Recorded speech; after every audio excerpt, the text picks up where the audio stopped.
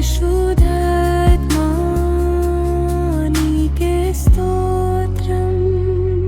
స్తోత్రం తండ్రి, పరిశుద్ధానికి స్తుతి స్తోత్రాలు చెల్లిస్తాం. రాజా, మహోన్నతుడా, మహాఘనుడా, గొప్ప దేవానికి స్తోత్రాలయ్యా. ఇదిగోనైనా తండ్రి, ఈ యొక్క సాయంకాల సమయం కొరకే స్తోత్రాలు తండ్రి. ప్రభు, ఈ ఫాస్టింగ్ ప్రేయర్స్లో మీరు నడిపిస్తున్నారు. ఈ దినమంతా కూడా మీరు నడిపించారు తండ్రి. నీకు స్తోత్రాలయ్యా. నిన్ను స్తుతించడానికి, ఆరాధించడానికి, పాడడానికి, కీర్తించడానికి, ప్రార్థించడానికి, నీ వాక్యం ధ్యానించడానికి మీరు మాకు ఇచ్చిన ఈ గొప్ప భాగ్యం కొరకై స్తోత్రాలు చెల్లిస్తున్నాం తండ్రి. ఎవరికీ లేని గొప్ప భాగ్యం మాకు అనుగ్రహించినందుకు నీకే కోటను కోట్ల స్తుతులు స్తోత్రాలు చెల్లిస్తున్నాం రాజా. అయ్యా, ఇదిగోనైనా ప్రభు, మరొకసారి మమ్మల్ని అందరినీ కూడా అలుముకొనండి, ఆవరించండి. అయినా మమ్మల్ని అందరినీ కూడా నాయనా నీ గాయపడిన హస్తంతో ముట్టండి నాయనా. నీ యొక్క కరుణాహస్తం మా మీద ఉంచండి. మా కుటుంబాల్లో సమాధానం కలుగజేయండి నాయన. మమ్మల్ని అందరినీ కూడా అలుముకొనండి, ఆవరించండి. మీ ఆత్మ ద్వారా నడిపించండి ప్రభా. నీ వాక్యం ధ్యానించడానికి కావాల్సిన శక్తిని మాకు దయచేయండి తండ్రి. ప్రార్థించడానికి కావాల్సిన శక్తిని నాయన, వాక్యం వినడానికి కూడా కావాల్సిన శక్తిని మాకు అనుగ్రహించండి. నీ మాటలు నాయనా తండ్రి జీవం గలవి ప్రభా. నువ్వు మాట్లాడితే మేము బ్రతుకుతాం నాయనా. రాజా, మీరే మాకు నాయన సహాయం చేయండి తండ్రి. అలాగే ప్రభా, ఈ యొక్క సమయంలో తండ్రి మరి నాయన మమ్మల్ని అందరినీ కూడా మరొకసారి దర్శించండి, దీవించండి, బలపరచండి. ప్రతి విధమైన వ్యాధులు, బాధలు, సమస్యలు, శోధనలు, కష్టాలు, ఇరుకులు, ఇబ్బందులన్నీ కూడా దూరపరిచి నెమ్మదిని, సమాధానమును, ఆశీర్వాదమును, ఐశ్వర్యమును దయచేయండి. నీ కృపలో, దయలో, జ్ఞానములు వర్ధలింపచేయండి. ఆత్మపూర్ణులుగా చేయండి. ప్రార్థనాపరులుగా, భక్తిపరులుగా, నీతిమంతులుగా, దార్థవంతులుగా చేయండి ఆయన. నీ మహిమైశ్వర్యం చేత నింపి నాయన మమ్మల్ని మీరు ఆకడ కొరకు సిద్ధపరచండి. అలాగే వాక్య ధ్యానంలోనికి వెళ్తున్నాము. వాక్యమై ఉన్న దేవుడవు నాతో మాతో మీరు మాట్లాడండి తండ్రి. వినగలిగిన చెవులను, గ్రహించగలిగిన హృదయాలు దయచేయండి. వినబుద్ధి కలుగజేయండి తండ్రి. ప్రతి విధమైన ఆటంకపరచాలని చూస్తున్న దురాత్మ, అంధకార, దుష్ట శక్తుల ప్రభావమును యేసు నామములో లయపరుస్తున్నాం.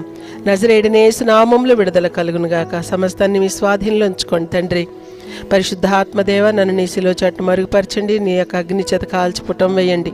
మీ నోరుగా బోరగా చేసుకొని మీరే మాట్లాడి సర్వమహిమ, ఘనత, ప్రభావం మీరు పొందుకొనమని యేసుక్రీస్తు అతి శ్రేష్టమైన నామములో ప్రార్థించి స్తుతించి వేడుకొని పొంది ఉన్నాం తండ్రి. ఆమేన్, ఆమేన్. హల్లెలూయా. ప్రభుకే మహిమ కలుగును గాక. మనం నిన్నటి దినాన ధన్యతల గురించి మరి ప్రకటన గ్రంథంలో చాలా ధన్యతల గురించి చూసాము.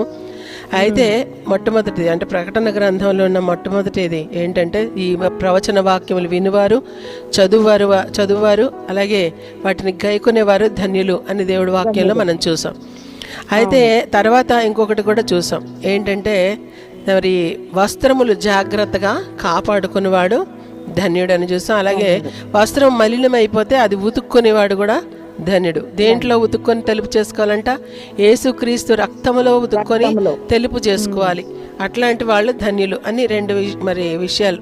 అంటే మొత్తానికి అందులోపల ఎన్నో ఉన్న ధన్యతలను ధ్యానించినప్పటికీ ఓన్లీ 2 టాపిక్స్ మాత్రము మనము ధ్యానించగలిగాము. ఈరోజు కూడా ఇంకొక 2 వీలైతే దేవుడి చిత్తమైతే మరి ప్రభు మనతో మాట్లాడి మనల్ని నడిపించాలని ఆశపడుతున్నారు. ఎందుకంటే ధన్యకరమైనటువంటి జీవితం ఇదే అని దేవుడు వాక్యం ఘోషిస్తూ ఉంది. కాబట్టి పరిశుద్ధాత్మ దేవుడు మనతో మాట్లాడడానికి సిద్ధంగా ఉన్నాడు. మనందరం కూడా నిజంగా ఆ ధన్యత నాకు కావాలి అనే మంచి మనస్సుతో కూర్చుంటే దేవుడు మనకు ఆ ధన్యతని ఇస్తాడు. ముందది నేర్చుకొని ఆ ప్రకారంగా జీవించడానికి, అలవర్చుకోవడానికి సహాయం చేసి దేవుడు నడిపిస్తాడు. ప్రభుకే మహిమ కలుగును గాక. అయితే ఈరోజు మనం చూడండి 14వ అధ్యాయము, ఇదే మరి ప్రకటన గ్రంథం 14వ అధ్యాయం 13వ వచనం మనం చదువుకుందాం. ఈరోజు 13వ వచనం మనం చదువుకుందాం. అంతటా ఇప్పటి నుండి ప్రభువునందు మృతునందు మృతులు ధన్యులని వ్రాయమని పరలోకము నుండి ఒక స్వరము చెప్పగా వింటిని. నిజమే, వారు తమ ప్రయాసములు మాని విశ్రాంతి పొందుదురు. వారి క్రియలు వారి వెంట పోవునని ఆత్మ చెప్పుచున్నాడు అని ఇక్కడ దేవుడి వాక్యంలో చూస్తున్నాం. ప్రభువునందు మృతినందు మృతులు ధన్యులు అంట. అంటే ఈ లోకంలో అందరూ చనిపోతారు, మృతులు ధన్యులు అని లేదు. కానీ ప్రభువునందు మృతినందు మృతులు అంటే చనిపోయేటప్పుడు ప్రభువులోనే చనిపోవాలి.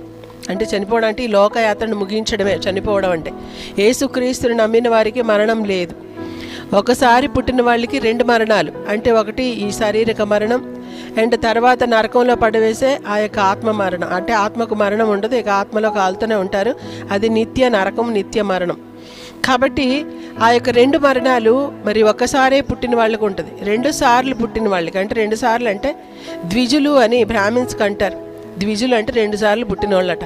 కానీ వాళ్ళు 2 సార్లు పుట్టిన వాళ్ళ కాదు కదండి. కానీ మనమైతే నిజంగానే 2 సార్లు పుడతాం. ఒకటి తల్లి గర్భంలో నుంచి, ఇంకొకటి రెండోసారి ఆత్మీయంగా యేసుక్రీస్తుకి పిల్లలుగా మనం పుడుతున్నాం. కాబట్టి ఇది మనం 2వ జన్మ, మారు మనస్సు, తిరిగి జన్మించడం అని దీన్ని మనం చెప్తాం. కాబట్టి 2 సార్లు ఎవరైతే మారు మనసు పొంది రక్షణ పొంది ఇక పసిపిల్లలా మారిపోయారో, ఎవరైతే బాప్తిసం పొంది మరి పూర్తిగా జీవితం మార్చుకున్నారో, యేసయ్య రక్తంలో పాత జీవితం అంతా కడగబడి పాత జీవితంలో పాతి పెట్టబడి నూతనమైన జీవితంలో తిరిగి యేసుక్రీస్తుతో పాటు లేపబడ్డారో వాళ్ళందరూ కూడా తిరిగి జన్మించిన వారు. తిరిగి జన్మించిన శిశువులు ఏ విధంగా, చిన్న బిడ్డలు ఏ విధంగా ఎదుగుతారో అలాగే యేసుక్రీస్తులో ఆత్మీయంగా మనం కూడా శిశువుల్లాగా ఉండి అలాగే పరిపక్వతకు మనం వచ్చుతాం. ఆ తర్వాత బలవంతులుగా, అంటే యవ్వనస్తులే బలవంతులు అని దేవుడు వాక్యం తెలియజేస్తుంది. కాబట్టి మరి యవ్వన దశలోనికి మనం పరిపక్వతలోనికి రావాలి, తర్వాత అనుభవ జ్ఞానం సంపాదించాలి, తర్వాత దేవుడి రాజ్యంలోనికి మనం వెళ్ళాలని, దేవుడి రాజ్యంలో మనం సదాకాలం యుగయుగాలు ఆయనతో ఉండాలని, ఇది దేవుని యొక్క సంకల్పం, ఇది ప్లాన్, ఆయన ప్లాన్, ఆయనకు బ్లూ ప్రింట్ ఇది. కానీ ఈ లోకంలో అనేక మంది పిలువబడిన వారు, కానీ మరి ఏర్పరచబడిన వారు కొద్దిమంది. ఈ ఏర్పాట్లో ఉన్నవారు మాత్రమే వస్తారు, వాళ్ళు మాత్రమే తిరిగి జన్మిస్తారు. అదే విషయాన్ని యేసుప్రభు చెప్పారన్నమాట. ఏమనంటే నికోదేము అనేటటువంటి శాస్త్రి, వృద్ధుడు కూడాను, ఆయన పరిసయ్యుడు, ఆయన వచ్చి, ఆయన బోధకుడు కూడా ఇశ్రాయేలుకి. సో ఆయన వచ్చి మధ్యరాత్రిలో వచ్చి యేసుప్రభుని కలిసి నిత్య జీవం పొందాలంటే నేనేం చేయాలి బోధకుడా అని అడిగినప్పుడు, అయ్యో నువ్వు బోధకుడు అయ్యి ఉండి కూడా నీకు తెలియదా, ఏం బోధిస్తున్నావు మరి అని చెప్పి యేసుప్రభు అంటారు, తిరిగి జన్మిస్తేనే కానీ నువ్వు పరలోక రాజ్యంలో ప్రవేశించలేవు అని చెప్పినప్పుడు, అయ్యో నేను ఎలా తిరిగి జన్మించాలి అని ఆయన అడగడం, ఆ తర్వాత యేసుప్రభు చెప్పడం, అవన్నీ కూడా మన యోహాను సువార్త 3:3 నుండి చదివితే మనకు అర్థమవుతుంది. కాబట్టి మనం చూస్తాం ఏంటంటే తిరిగి జన్మించడం అనేది చాలా అవసరం. పునర్జన్మ అనుభవం అంటే తిరిగి పునర్జన్మ అని మరి అన్య మతాల్లో ఉంది ఒక విశ్వాసం. మనిషి చచ్చిపోతే ఒక కాకిగానో, ఒక పిల్లిగానో, ఒక కుక్కగానో, ఒక పక్షిగానో ఏదో ఒక అవతారం ఎత్తి మళ్ళీ పుడతారు అనేది, అది శుద్ధ అబద్ధం అండి. అలాంటిది ఏది జరగదు. పక్షుల జాతి వేరు, కుక్కల జాతి వేరు, మనుషుల జాతి వేరు. మనుషులు దేవుడి చేతిలో నిర్మించబడిన వారు, మనుషులు ఆత్మ కలిగిన వారు. కుక్కలకి, పిల్లులకి, మరి కాకులకి, పక్షులకి ఆత్మలు ఉండవండి. కాబట్టి దేవుడికి స్తోత్రం కలుగును గాక. మనకు ఇది ఎంతో శ్రేష్టమైన జన్మను దేవుడిచ్చాడు. దీనికి మరొక పునర్జన్మ లేదు, కానీ మనం తిరిగి జన్మించే మరి ఆ యొక్క అవకాశం అయితే ఉంది. యేసుక్రీస్తులో తిరిగి ఆత్మీయంగా జన్మిస్తే గనక మనం యుగయుగాలు ఆయనతో ఉంటాం. అప్పుడు ఒకటే శరీర మరణం ఒకటే ఉంటుంది, అంటే శరీరాన్ని విసర్జించి మన ఆత్మ తిరిగి మరి యేసుక్రీస్తు దగ్గరికి వెళ్తుంది. ఆయన దాన్ని తీర్పు తీర్చి మనం ఎక్కడ ఉండాలి అనేది ఆయన నిర్ణయిస్తాడు. మన నరకానికి వెళ్ళాలా, పరలోకానికి వెళ్ళాలా అనేది. ఎందుకంటే అంతం వరకు నమ్మకంగా ఉండేవారే పరలోకంలో ఉండగలుగుతారు. మధ్యలో పడిపోయిన వారు, మధ్యలో జారిపోయిన వారు మరణించి తిరిగి మరలా అక్కడే ఉంటారనడానికి లేదు. కాబట్టి ప్రభుకి మహిమ కలుగును గాక. మనం చూస్తాం, అందుకే దేవుడి వాక్యం తెలియజేస్తుంది, ఇప్పటి నుండి అంటే యేసుక్రీస్తు మరణించి తిరిగి లేచి తిరిగి జన్మించడం అంటే ఏంటో ఆయన తెలియజేశాడు. ఆయన రక్తంలో కడగబడ్డానికి, ఆయన రక్తం పవిత్రమైన రక్తం మన కొరకు చిందించాడు. మన పాప శిక్ష అంతా ఆయన మీద వేసుకున్నాడు. ఇప్పుడు మన పాపాలు మనం తీసివేసుకోలేం, మన దోషాలు మనం కడిగేసుకోలేం, మన యొక్క మరి నేరాలు ఏవి కూడా మనం తొలగించుకోలేమండి. మన వల్ల కానే కాదు, అది మన వల్ల కాదు, ఎవరి వల్ల కాదు. ఏ లోకంలో ఎవరు చేయలేనటువంటి అద్భుత కార్యము యేసుప్రభు చేశారండి. ఆ రోజుల్లో మరి నేను పురాణాల కథలు అవన్నీ మరి భాగవత ఇవన్నీ కూడా చదువుతున్నప్పుడు అందులో ఉన్నటువంటి మరి ఋషులు, మహానుభావులు వాళ్ళందరూ తపస్సులు చేసేవాళ్ళట. చేసి ఒంటికాల మీదే నిలబడే తపస్సు, ముళ్ళ మీద పడుకొని తపస్సు, మరి పుట్టలకు బలిసిపోయేవంట అలాగే చెట్ల కింద కూర్చొని తపస్సులు చేసేవాళ్ళు. అలా అంటే దేనికి ఆ తపస్సులు చేశారంటే సన్యాసాన్ని పుచ్చుకొని ఈ యొక్క భవబంధాలు, ఈ యొక్క లోక సంబంధాలు ఇవన్నీ విడిచిపెట్టి మరి ఎక్కడో అడవిలోకి వెళ్ళిపోయి ఒక చెట్టు కింద కూర్చొని నాకు ఆ యొక్క మోక్షం కావాలి, నేను పరలోక రాజ్యానికి చేరాలి అనేటటువంటి, లేకపోతే స్వర్గరాజ్యానికి చేరాలి అనుకుని వాళ్ళు ఎంతో ధ్యానాలు చేశారు, తపస్సులు చేశారు, కానీ వాళ్ళకి అది ప్రాప్తించలేదండి. వాళ్ళు దాన్ని సాధించలేకపోయారు, వాళ్ళు దాన్ని ఎలాగూ పోగొట్టుకోలేకపోయారు. కానీ మన దేవుడు యేసు ప్రభువు మన కొరకు ఎంత గొప్ప రక్షణ కార్యం సిద్ధపరిచారంటే మనం ఉచితంగా ఆ యొక్క రక్షణను పొందుకోవచ్చు, మనం ఆ యొక్క పాప క్షమాపణ పొందుకోవచ్చు, మనం మోక్ష రాజ్యాన్ని చేరే గొప్ప భాగ్యం మనకు దేవుడు ఏర్పాటు చేసి పెట్టాడు. ఆయన దగ్గరకు వచ్చి మనం జస్ట్ మన పాపాలు ఒప్పుకొని కడుక్కొని పరిశుద్ధులం అవ్వడానికే మనం ఎంత తిప్పలు పడిపోతున్నాం. ఆయన పడిన తిప్పల్లో ఒకటి కూడా మనకు లేదు, అవునా కాదండి? ఆయన శిక్ష పొందిన శిక్షలో ఒకటైనా మనం పొందామా? ఆయన అనుభవించిన మరి ఎంతో భయంకరమైనటువంటి ఆ యొక్క శోధనలని మనం అనుభవించామా? ఆయన అనుభవించిన కష్టాలు ఏదైనా మనం అనుభవించామండి? మనకి ఏవి లేవు. మనకు సులువు ఏంటంటే చక్కగా యేసు దగ్గరికి వెళ్ళి ఆయన యొక్క మరి రక్తంతో మన పాపాలన్నీ కడుక్కొని, ప్రభువా నేను పాపిని అని క్షమించమని అడిగితే ఆయన మొత్తం కడిగి క్షమించేస్తున్నాడండి. ఎంతో అద్భుతమైన అనుభవం. కాబట్టి మనం దేవుడి యొక్క వాక్యంలో చూస్తూ ఉన్నాము, దేవుడు నిజంగా మన జీవితంలో ఈ యొక్క కలిగి చేసినటువంటి ఈ యొక్క గొప్ప భాగ్యాన్ని మనం మిస్యూజ్ చేసుకోకుండా మరి యూజ్ చేసుకుంటే మనకెంతో మరి మంచిది, అది మన మంచికి. కాబట్టి ఇక్కడ మనం చూస్తున్నాం, మరి ప్రభువునందు మృతి నొంది మృతులు ఎవరంటే ఈ కడగబడిన వారు, తిరిగి జన్మించిన వారు, పవిత్రంగా జీవించిన వారు, ఆయన రాకడలు ఎత్తబడేవారు, లేకపోతే ఆయన మరి మామూలుగా మరణించి కూడా ఆ యొక్క విశ్రాంతిలోనికి ప్రవేశించిన వారు, వీరు ప్రభువునందు మృతి నొందే మృతులు అన్నమాట. కాబట్టి ఈ ప్రభునందు మృతునందే మృతులు మరి ఎలాంటి క్రియలు చేయాలి, ఈ లోకంలో ఉన్నప్పుడు ఏం చేయాలి అనేది కొన్ని విషయాలు మనము ధ్యానం చేద్దాం. ఎందుకంటే మరి అంతం వరకు కూడా నమ్మకంగా ఉండాలంటే ఏం చేయాలి, ఎలా జీవించాలని దేవుడి వాక్యం చక్కగా తెలియజేస్తుందండి. చూడండి, మత్తయి సువార్త 5వ అధ్యాయము 16వ వచనం చూడండి దయచేసి. మత్తయి సువార్త 5వ అధ్యాయము 16వ వచనం మనం చదువుకుందాం. ఈ కార్యములను విశ్రాంతి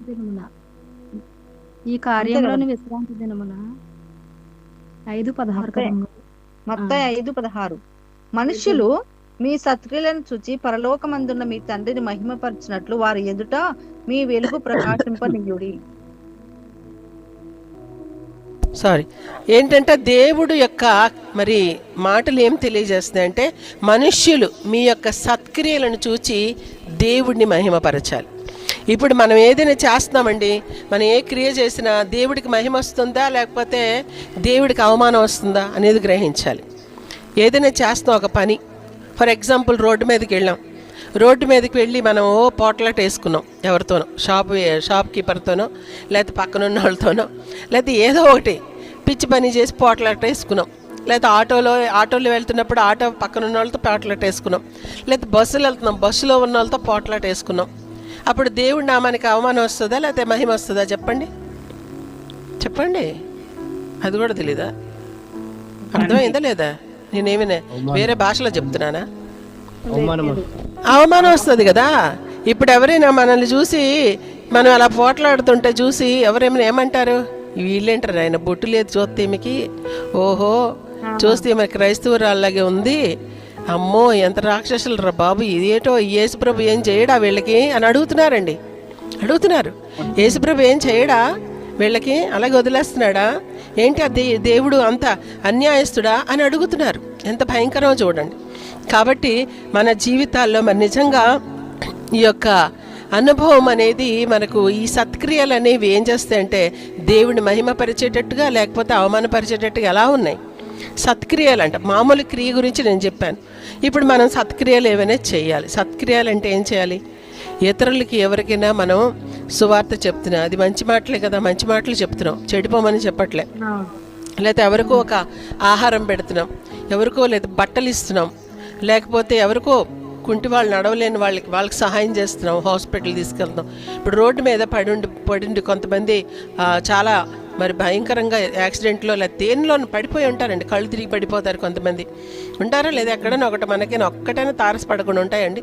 రోడ్డు మీద కొంతమంది కళ్ళు తిరిగి పడిపోతారు, కొంతమంది ఏదో మరి ఒక తగిలి పడిపోతారు, లేదా నడవలేని పరిస్థితులు. అంటే అలాంటి వాళ్ళకి మనం సహాయం చేసేటప్పుడు ఆ సత్క్రియ అనేది మరి దేవుడి నామాన్ని మహిమపరుస్తుంది. అదే నువ్వు పోట్లాట వేసుకొని ఇష్టం వచ్చినట్టు లేకపోతే షాప్కి వెళ్ళి దొంగతనం చేసావు, మరి ఆ యొక్క పనిని బట్టి దేవుడికి అవమానం వస్తుందా, మహిమ వస్తుందా? అవమానం వస్తుంది. అంత ఎందుకంటే నేను యేసుప్రభు నమ్ముకోక ముందు ఆల్ ఇండియా రేడియోలో పాటలు పాడుతుండేదని. ఆ పాటలు పాడితే నాకు డబ్బులు వస్తాయి. అది నేను చాలా కష్టపడ్డాను అది సంపాదించుకోవడానికి. ఎందుకంటే చాలా ప్రాక్టీస్ చేయాలి. అక్కడ ఆడిషన్ టెస్ట్ ఉంటుందండి, దాంట్లో పాస్ అవ్వడం అంటే అంతే ఈజీ కాదు. అక్కడ ఉద్దండులు ఉంటారు సంగీతంలో. మరి అది గజల్స్లో పాస్ అవ్వడం అంటే ఇంకా కష్టం. ఫుల్ క్లాసికల్ మ్యూజిక్ అదంతా వస్తేనే కానీ, అదంతా వేరియేషన్స్ అంతా చక్కగా చేయగలిగితేనే కానీ, అక్కడ పాడితేనే కానీ అక్కడ వాళ్ళు విని మార్కులు వేస్తారు. మనం పాస్ ఆఫ్ ఫెయిల్ అని తెలిసిపోద్ది. అది నేను పాస్ అయ్యి అక్కడ ప్రోగ్రామ్ పాడుతుండేదాన్ని. ఎప్పుడైతే యేసుప్రభుని నమ్ముకున్నానో ఇంకా నా నోటంటే అట్లాంటి పాటలు పాడితే దేవుడి నామానికి అవమానం వస్తుంది. అసలు నాకే మంచిగా అనిపించలే. నాకు కూడా అలా పాడాలి అంటేనే ఏంటి నేను ఈ పాటలు ఎందుకు పాడాలి అని వెంటనే నాకు విరక్తి కలిగింది. వెంటనే అక్కడ కూడా నేను ఎందుకు అనవసరంగా ఈ పాటలు పాడాలని వదిలేశానండి మొత్తం. నీకేమైనా పిచ్చి పట్టిందా, ఇది సంపాదించుకోవడానికి చాలా కష్టపడాలి, చాలామంది డబ్బు ఇచ్చి కొనుక్కున్న రాదు, ఇది చాలా మరి అద్భుతమైనది, ఇది నువ్వు వదిలేస్తున్నావు, నువ్వు చాలా తర్వాత అని చెప్పి నన్ను ఎంతోమంది చెప్పారు. కానీ అక్కర్లేదు, నా దేవుడికి మహిమ రానిది నేను ఏది కూడా చేయను అని వదిలిపెట్టేసిన అండి. కాబట్టి మన దేవుడికి మహిమకరంగా మన వస్త్రధారణ కావచ్చు, మన మాటలు కావచ్చు, మన దేవుడికి మహిమకరంగా మన యొక్క ఆభరణాలు నగలు వేసుకునే కావచ్చు, మన దేవుడి మహిమకరంగా మన మాటలు కావచ్చు, మన చూపులు కావచ్చు, మన తలంపులు కావచ్చు, మన క్రియలు ప్రవర్తన అన్నీ తెలిసిపోతాయండి. కాబట్టి మనం ఎలా ఉంటున్నాం, మన జీవితంలో అన్యుల్లాగే కలిసిపోతున్నామా, లేకపోతే ప్రత్యేకత కలిగి ఏదైనా ప్రత్యేకత ఉందా అసలు దేవుడి నామానికి మహిమ వచ్చేటట్లుగా? కాబట్టి మనం చాలా జాగ్రత్తగా ఉండాలని దేవుడు వాక్యం తెలియజేస్తుంది. అలాగే 1 తిమోతి పత్రిక 6వ అధ్యాయము 18వ వచనం చూడండి. 1 తిమోతి పత్రిక 6వ అధ్యాయము 18వ వచనం. కరెక్ట్గా వినండి వాక్యం నేను చెప్తున్నప్పుడు. ఏదో తీసి చదివేస్తే నాకు ఇక్కడ తలకాయ నొప్పి అయిపోద్ది. వారు వాస్తవమైన జీవమును సంపాదించుకుని నిమిత్తము రాబో కాలమునకు మంచి పునాది తమ కొరకు వేసుకుని మేలు చేయవారును, సత్క్రియలు అను ధనము గలవారును, గలవారును, తమ ధనములో ఇతరులకు పాలించేవారును ఉండవలనని వారికి ఆజ్ఞాపించుము. ఏంటంటే ఏంటి మళ్ళీ ఒకసారి చెప్పమ్మా, మళ్ళీ చదువు. వారు వాస్తవమైన జీవము సంపాదించుకుని నిమిత్తము రాబో కాలములకు మంచి పునాది తమ కొరకు వేసుకునుచు మేలు చేయవారును, సత్క్రియలు అను ధనము గలవారును, ఔదార్యం గలవారును, తమ ధనములో ఇతరులకు పాలిచ్చేవారునే ఉండవలనని వారికి ఆజ్ఞాపించింది. ఇందులో ఏదైనా ఒకటైనా సాధ్యమా మనకి? మన ధనములో ఇతరులకు పాలు ఇవ్వటం, సత్క్రియలు చేయటం. సత్క్రియలను ధనం సంపాదించుకోవాలంట. చూసుకోండి, ఏం ధనం సంపాదిస్తున్నారు? అక్రమంగానైనా సరే డబ్బు కూడిపోవాలి, మనకు డబ్బు వచ్చి పడిపోవాలి. ఇదే కదా తాపత్రయం. ఎలాగైనా అక్రమంగా అయినా పర్లే, వడ్డీ అయినా పర్లే, మరి ఇలా దోచుకొని పర్లే, అన్యాయంగా తీసుకునే పర్లే. మరి ఒక దగ్గర పని చేస్తున్నాం అంటే న్యాయంగా తీసుకోవాలి మన డబ్బులు. పని చేయకపోయినా కానీ ఇస్తావా సస్తావా అని బెదిరించి తీసుకునే వాళ్ళు కూడా ఉంటారు కొంతమంది. పని చేయకపోయినా వీళ్ళకి ఇచ్చేయాలంట ఫుల్ శాలరీ. ఇంకా కొంతమంది దొంగతనంగా సంపాదించుకుంటారు, కొంతమంది వడ్డీల ద్వారా సంపాదించుకుంటారు. ఇతరుల రక్తం పీడించి కూర్చుకుంటే సంపాదించుకుంటే రాబోయే తరం వాళ్ళకి, అంటే మన సంతానం గురించి అది వాళ్ళకి క్షేమమా అండి? కాబట్టి మన జీవితాల్లో ఏ ధనం సంపాదిస్తున్నాం, మనం ఎలాంటి ధనం సంపాదిస్తున్నాం? సత్క్రియలు అనే ధనమే ఉందా మీ దగ్గర? మనందరి దగ్గర సత్క్రియలు అనే ధనమే ఉందా అండి? అక్రమమైన ధనం ఉందా? ఏముంది అసలు? దేవుడి నామానికి అవమానం ఉందా, లేకపోతే దేవుడి నామానికి మహిమ వచ్చేది ఉందా? ఇలాంటి వాళ్ళు మృతి నొందితే వారు ప్రభువునందు మృతి నొందినట్లు వారు ధన్యులు అని ఉంది వాక్యంలో. అలా కాకపోతే ధన్యులు కాదు, అన్యులు. కాబట్టి దయచేసి ఈ వాక్యాలన్నీ ఒకసారి మనము మరి ఈ ధన్యతను మనం పొందాలంటే ఈ సత్క్రియలనే ధనము సంపాదించుకోవాలి. అలాగే తీతు పత్రిక 2వ అధ్యాయము 7వ వచనం చూడండి. తీతు 2:7. తీతు 2:7 చదవండి.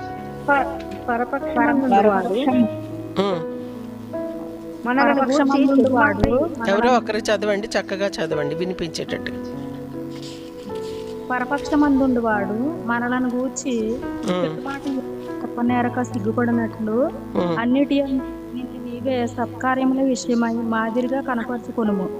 నీ ఉపదేశం మోసం లేనిది గాను, మాన్యమైనది గాను, నిరాక్షేపమైన హితపక్షంతో కూడినది గాను ఉండవలెను. దోసులైన వారు అన్ని విషయముల యందు మన రక్షకుడకు దేవుని ఉపదేశమును అలంకరించినట్లు తమ యజమానులకు ఎదురు మాట చెప్పక ఏమీ అపహరింపక సంపూర్ణమైన మంచి నమ్మకమును కనుపరచుచు అన్ని కార్యముల యందు వారిని సంతోషపెట్టుచు వారికి లోబడి ఉండవలనని వారిని హెచ్చరించుము. చాలా ఏంటి చేయాలంటే అన్ని విషయములందు దేవుణ్ణి మెప్పించే విధంగా ఉండాలి. నాది కొత్త బైబిల్ ఒకటి పేజెస్ తీయడానికి ఇబ్బందిగా ఉంది, లేకపోతే నేనే చదువుకుంటుండేదాన్ని. నేను కొత్త బైబిల్ ఎప్పుడు కూడా ఇక్కడ ప్రేయర్స్లో ఉంచకూడదు, ఎందుకంటే తీయడం ఇబ్బందికరంగా ఉంది. చూడండి ఇక్కడ ఏముందంటే, పరపక్షమందుండువాడు మనలను గూర్చి చెడు మాట ఏదియో చెప్పనేరక సిగ్గుపడినట్లు. అంటే ఏంటి అర్థం? పరపక్షమందు అంటే మనకు వ్యతిరేకంగా ఉండేవాళ్ళు కూడా, మనకు విరోధులుగా ఉండేవాళ్ళు కూడా, మనకు శత్రువులుగా ఉండేవారు కూడా, మన యొక్క బిడ్డలు మన వాళ్ళైతే మన మాట ఆడతారండి, మా వాళ్ళు చాలా మంచివాళ్ళండి అదేదని. కానీ మన పరపక్షం అంటే మనకు శత్రువులుగా, మనకు విరోధంగా, లేదా మన మీద ఎప్పుడు మరి నేరాలు మోపుదామని చూస్తున్నాడు. ఎవరు? సాతానుడు చూస్తున్నాడు, సాతాను సంబంధాలు కూడా చూస్తుంటారు. కాబట్టి ఆ యొక్క పరపక్షం అందుండు ఆ యొక్క ప్రజలు కావచ్చు, మరి దెయ్యాలు కావచ్చు, దురాత్మలు కావచ్చు, ఏదైనా సరే మనలను గూర్చి చెడు మాట ఏది చెప్పకుండా చెప్పనేరక సిగ్గుపడినట్లు. ఒకవేళ అలా చెప్పాలంటే సిగ్గుపడాలి. అలా మన గురించి ఏదైనా చెడ్డగా చెప్పాలంటే సిగ్గుపడాలి, వాళ్ళకి సిగ్గు రావాలి. అలా సిగ్గుపడినట్లు అన్నిటి యందు నిన్ను నీవే సత్కార్యముల విషయమే మాదిరిగా కనపరుచుకొను. మరి నీ ఉపదేశము మోసము లేనిదిగాను మాన్యమైనదిగాను నిరాక్షేపమైన హితవాక్యముతో కూడినదిగాను ఉండవలెను. ఇది మరి దేవుడు వాక్యం బోధించే వాళ్ళకి అండ్ వినే వాళ్ళకి కూడా. ఎవరికైనా చెప్తున్నాం, మన పిల్లలకే చెప్తున్నాం అండి, చెప్పేటప్పుడు కుయుక్తితో వాళ్ళకి చెప్పకూడదు, లేకపోతే ఇంకేదో ఆ లాభాపేక్షతో చెప్పకూడదు. వాళ్ళు బాగుపడాలని, వాళ్ళు యథార్థవంతులుగా ఉండాలని, వాళ్ళు భక్తిపరులుగా ఉండాలని మన పిల్లలకి చెప్పాలి. సంఘంలో చెప్పాల్సి వస్తే, లేదా సాక్ష్యం చెప్పాల్సి వస్తే ఏదో టరుబూరు మాటలు, లేకపోతే ఏదో ఒకటి మరి అబద్ధాలు, కల్పనా కథలు చెప్పేయకుండా యథార్థంగా వాళ్ళకి నిజం చెప్తే మేలు కలుగుతుందండి. నిజము వాక్యం ఎప్పుడు కూడా సత్యము నిన్ను స్వతంత్రులుగా చేస్తుంది, అంతే. కాబట్టి సత్యమే మనం పలకాలి. దాన్ని బట్టి ఒకవేళ ఎవరైనా మనల్ని నిందించాలనుకుంటే వాళ్ళకి సిగ్గగలుగుతుంది, కానీ వాళ్ళకి మెప్పు కలగదు. కాబట్టి మన జీవితాల్లో మన ఇతరులు అంటే మన పరపక్షం అందుండే వారికి సిగ్గు కలిగినట్లుగా మన యొక్క క్రియలు ఎలా ఉండాలంట, చాలా మరి ఎంతో అద్భుతమైనటువంటి సత్కార్యములుగా ఉండాలి. సత్కార్యములు మరి సత్కార్యములు చేస్తున్నామండి. ఒకటేనా? మన గురించి మనమే బతుకుతున్నాం కదా. ఎంతసేపు నేను వండుకోవాలి, తినాలి, బట్టలు ఉతుక్కోవాలి, లేదా సంపాదించుకోవాలి, డ్యూటీ చేసుకోవాలి, అక్కడ పోవాలి, ఇక్కడ పోవాలా, సోకులు చేసుకోవాలి, లేకపోతే పార్టీలు, ఫంక్షన్లు, మరి అవే ఆ పనులు ఈ పనులు, ఇవే మనకి. కానీ సత్కార్యాలు నేను చేయాలి, ఏదో ఒకటి నేను చేయాలి, దేవుడి కొరకు ఎలాగో ఒకలాగా నేను జీవించాలి అనేది ఉందా? అసలు ఉందా ఎవరికైనా? అలాంటి ఆశ ఉంటే దాన్ని బట్టి ఒక స్టెప్ ముందుకు వేస్తామండి. అసలు ఆశే లేదు, ఇంకా స్టెప్ వేసేది ఎక్కడ? కాబట్టి దయచేసి అట్లాంటి ఆశ కలిగి ఉంటే మనం ప్రభువులోనే మృతి నొందుతాం. అప్పుడు మనం ధన్యులు అవుతాం. చనిపోయే వరకు నమ్మకంగా ఉండాలి. అదేదో ఒకరోజు చేసాం, అయిపోయిందిలే, అత్యవసరం అయిపోయిందిలే, ఈ రోజుకి భజన చక్క భజన అన్నట్టుగా ఉండకూడదు. మన యొక్క బ్రతుకు, మన బ్రతుకు ఎక్కడి వరకు ఉండాలంటే లాస్ట్ వరకు, ఎండింగ్ వరకు. మన యాత్ర, ఈ లోక యాత్ర, ఇది ఒక యాత్ర. ఈ యాత్రలో మనం ఉన్నాం. ఇది ముగించే వరకు కూడా మనం చాలా జాగ్రత్తగా ఉండాలి. నమ్మకంగా మన ఆత్మను దేవుడికి అప్పగించేటట్లుగా ఉండాలి. అలాగే హెబ్రీలకు రాసిన పత్రిక 10వ అధ్యాయము 24-25 వచనాలు చదువుదాం. హెబ్రీ 10:24-25 వచనాలు చదవండి. కొందరు మానుకొంటున్నట్టుగా సమాజంగా కూడట మానక ఒకరినొకడు హెచ్చరించుతూ ఆ దినము సమీపించుట మీరు సూచన కొలది మరీ ఎక్కువగా అలాగు చేయుచు ప్రేమ చూపుటకును సత్కార్యములు చేయుటకును ఒకరినొకడు పురికొల్పవలనని ఆలోచించము. ఏం ఆలోచించాలట మనము? మరి కొందరు మానుకుంటున్నారు. అలా మానుకోవద్దు. ఇంకా వాళ్ళు ఇంకా ఇనిషియల్ స్టేజ్ అనమాట, ఇంకా బేబీస్ అనమాట, ఎల్కేజీ లేకపోతే నర్సరీ. ఇంకా మానుకోవడం ఏంటండి అసలు? మానుకునే స్టేజ్ అనేది మరి వాళ్ళే కదా. పిల్లలు స్కూల్కి వెళ్ళమని మారం చేస్తారు, వాళ్ళకి బలవంతాన ప్యాక్ చేసి అక్కడ వదిలేసి వస్తారు, వాళ్ళు ఏడుతూనే ఉంటారు. మానుకునేది ఇది. ఈ స్టేజ్లో మీరు ఉన్నారా, లేదా ఏ స్టేజ్లో ఉన్నారో? కాబట్టి కొందరు మానుకొనిచున్నట్టుగా మరి సమాజంగా కూడుట మానొద్దు. సమాజంగా కూడటం, ఇలాగ కలిసి ప్రార్థనలు చేయటం, విజ్ఞాపనలు చేయటం, వాక్యాన్ని ధ్యానించడం, ప్రార్థనలు చేయటం, ఇవన్నీ మానకూడదు. అండ్ ఒకరినొకడు హెచ్చరించుకోవాలి. హెచ్చరించడం అంటే ఎవరికి నచ్చుతుందండి? హెచ్చరించడం అంటే ఎవరికి నచ్చుతుంది? పొగడతలు అంటే నచ్చుతాయి. పొగడలు, ఓ అన్నా నువ్వు చాలా గ్రేట్ అన్నవా, నువ్వు అక్క బాగా భలే గొప్పదానివి, అసలు ఏం చెప్తున్నావు తెలుసా అని పొగిడితే ఇష్టం. అయ్యో నువ్వు ప్రార్థన చేసి అదిరిపోయింది, అసలు నువ్వు పాట పాడితే అంతే సంగతి అని ఎవరైనా పొగిడారనుకో, అప్పుడు ఆకాశానికి ఎగి అక్కడ ఎగురుతుంటాం. కానీ ఎవరైనా ఏంటి నువ్వు చెప్పేది, అసలు కరెక్ట్ చెప్పావా, కరెక్ట్గా పాడావు నువ్వు పాట, అదే నా పాడేది, అందరు విని ఏమనుకుంటున్నారు తెలుసా అని ఎవరైనా గద్దించారు, అంతే టకామని బంద్ చేసి లీవ్ అయిపోవాలి. ఈ యొక్క మన జూమ్లో అయితే అలా లీవ్ అయిపోతారు. బయట అయితే మళ్ళీ చర్చికి అడ్రస్ మళ్ళీ దొరకదు అనమాట. అలాగే ఇలాంటి గద్దించడాలు, హెచ్చరించడాలు అంటే వద్దనుకుంటున్నారు. కానీ దేవుడి వాక్యం ఏం చెప్తుంది? హెచ్చరించుకోండి, ఒకరినొకరు చెప్పుకోండి. అలాగే ఆ దినము సమీపించటం మీరు చూసిన కొలది మరీ ఎక్కువగా అలా చేస్తూ, మరీ ఎక్కువగా కూడుకోవాలట, మరీ ఎక్కువగా ఒకరినొకరు హెచ్చరించుకోవాలి, సరి చేసుకోవాలట. చూసుకోండి. అలాగే తిట్టుకోవడం, విమర్శించుకోవడం కాదు. దేవుడి వాక్యానుసారంగా ఏదైనా బలహీనతలు ఉంటే ఇది కాదు, ఇలా కాదు, అలా కాదు, మీరు సరి చేసుకోవాలి, ఇలా ఉండాలి అని చెప్పాలి. అండ్ ఇప్పుడు ఏం చేయాలి? ప్రేమ చూపుటకును, అది ప్రేమ చూపుటకును, అలాగే సత్కార్యములు చేయుటకును ఒకరినొకడు పురుకొల్పుకొనాలి. సత్కార్యాలు చేయడానికి ఒకరినొకరు పురుకొల్పుకోవాలి. సరే మన ఇద్దరం కలిసి చేద్దామా, ఓకే మనందరం కలిసి ఇలా చేద్దామా, ఏదైనా సత్కార్యం చేశారు ఇప్పటికి వచ్చి. సత్కార్యం అంటే సన్మానం కాదు, సత్కార్యములు అంటే మంచి పనులు, దేవుడికి మహిమ వచ్చే పనులు. దేవుడు సువార్త ప్రకటించడం వల్ల దేవుడికి మహిమ వస్తుంది. దేవుడికి మహిమకరంగా ఏ తప్పు చేయకుండా పవిత్రంగా జీవించడం వల్ల కూడా దేవుడికి మహిమ వస్తుందండి. కాబట్టి మరి నిజంగా అలాంటి సత్కార్యాలు ఇతరులకి హెల్ప్ చేయడం ద్వారా, ఆ యొక్క సత్కార్యాల ద్వారా మరి మనకు చాలా దేవుడు నామానికి మహిమ వస్తుంది. ఆయనకే మహిమ వస్తుంది, మనకేం రాదా? మనకి ఇంకా ఘనత వస్తుందండి. నన్ను ఘనపరచు వారిని నేను ఘనపరుస్తాను అన్నాడు కదా యేసయ్య. నిజంగానే ఒక చక్కగా ప్రయాసపడి ఎంతో ప్రాక్టీస్ చేసి ప్రేయర్ చేసుకొని ఒక పాట పాడుతున్నావు. ఊరకనే వచ్చి ఏదో పడుకొని లేచి వచ్చి బాత్రూంలో కూని రాగల్లా పాడితే ఘనత రాదు. నువ్వెంతో ప్రాక్టీస్ చేసుకుని 100 సార్లు ఆ పాట విన్నావు. బాగా పాడాలి, ప్రింట్ దించాలి, నా సింగర్ పాడినట్టు పాడాలి, దేవుడికి మహిమ రావాలి, ఆత్మతో పాడాలి. ప్రభా నీ ఆత్మశక్తి నాకు దయచేయండి, ఆ పాటలో నీ అభిషేకం వెళ్ళాలి అని ప్రేయర్ చేసుకున్నావు. బాగా ప్రాక్టీస్ చేసావు, పాడుతున్నావు. అప్పుడు నీకు మెప్పు వస్తుందా రాదా? ఏదో ఒకటి బాత్రూంలో పాడినట్టు పాడతాలే అని వస్తే అప్పుడు మెప్పు వస్తా? ఏం రాదు. పాడేవాళ్ళు ఒకటి తెలుసుకోండి, పాడేటప్పుడు అలాగే పాడాలి, మంచిగా దేవుడికి మహిమ వచ్చేటట్టుగా, ఆత్మ అభిషేకం బయలు వెళ్ళేటట్టుగా, ఇతరుల గుండెల్లో తాకేటట్టుగా పాడాలి. అలా పాడితే మహిమ వస్తుంది. కానీ ఏదో ఒక పాడేదబ్బో తలకైన బియ్యం ఎప్పుడు ముగిస్తుంది, పాడుతుందిరా నాయనా వెళ్ళలేక సస్తున్నాం అన్నట్టుగా పాడితే మహిమ వస్తుందా? ఇంకా అవమానం అవుతుంది. ఈ క్రైస్తవులకి ఏంటో ఒక పాట కూడా రాదు, ఎప్పుడు చూసిన ఏదో అరుస్తుంటారు, గేదల్లాగా ఆ గాడిదల్లాగా అరుస్తుంటారు. ఆ మైకుల్లో విని అనుకుంటారండి. ఎక్కడ కాదు, నా జూమ్లో మాట అంటలేని, బయట ఒకవేళ వెళ్ళి మనం చర్చిలో పాడుతున్నాం, మైకులో బయట పెడతారు వాళ్ళు. ఆ బయట విని వాళ్ళు ఏమనుకుంటారు? ఏం గాడిదలు అరుస్తున్నాయిరా రాదు, బాబాయ్ బాబాయ్ అనుకుంటారా లేదా? కాబట్టి దయచేసి పాటలు వాడేవాళ్ళు చక్కగా ప్రాక్టీస్ చేసుకున్నారు. ఒక పాట గురించి చెప్పట్లే, ఒక సాక్ష్యం చెప్పిన.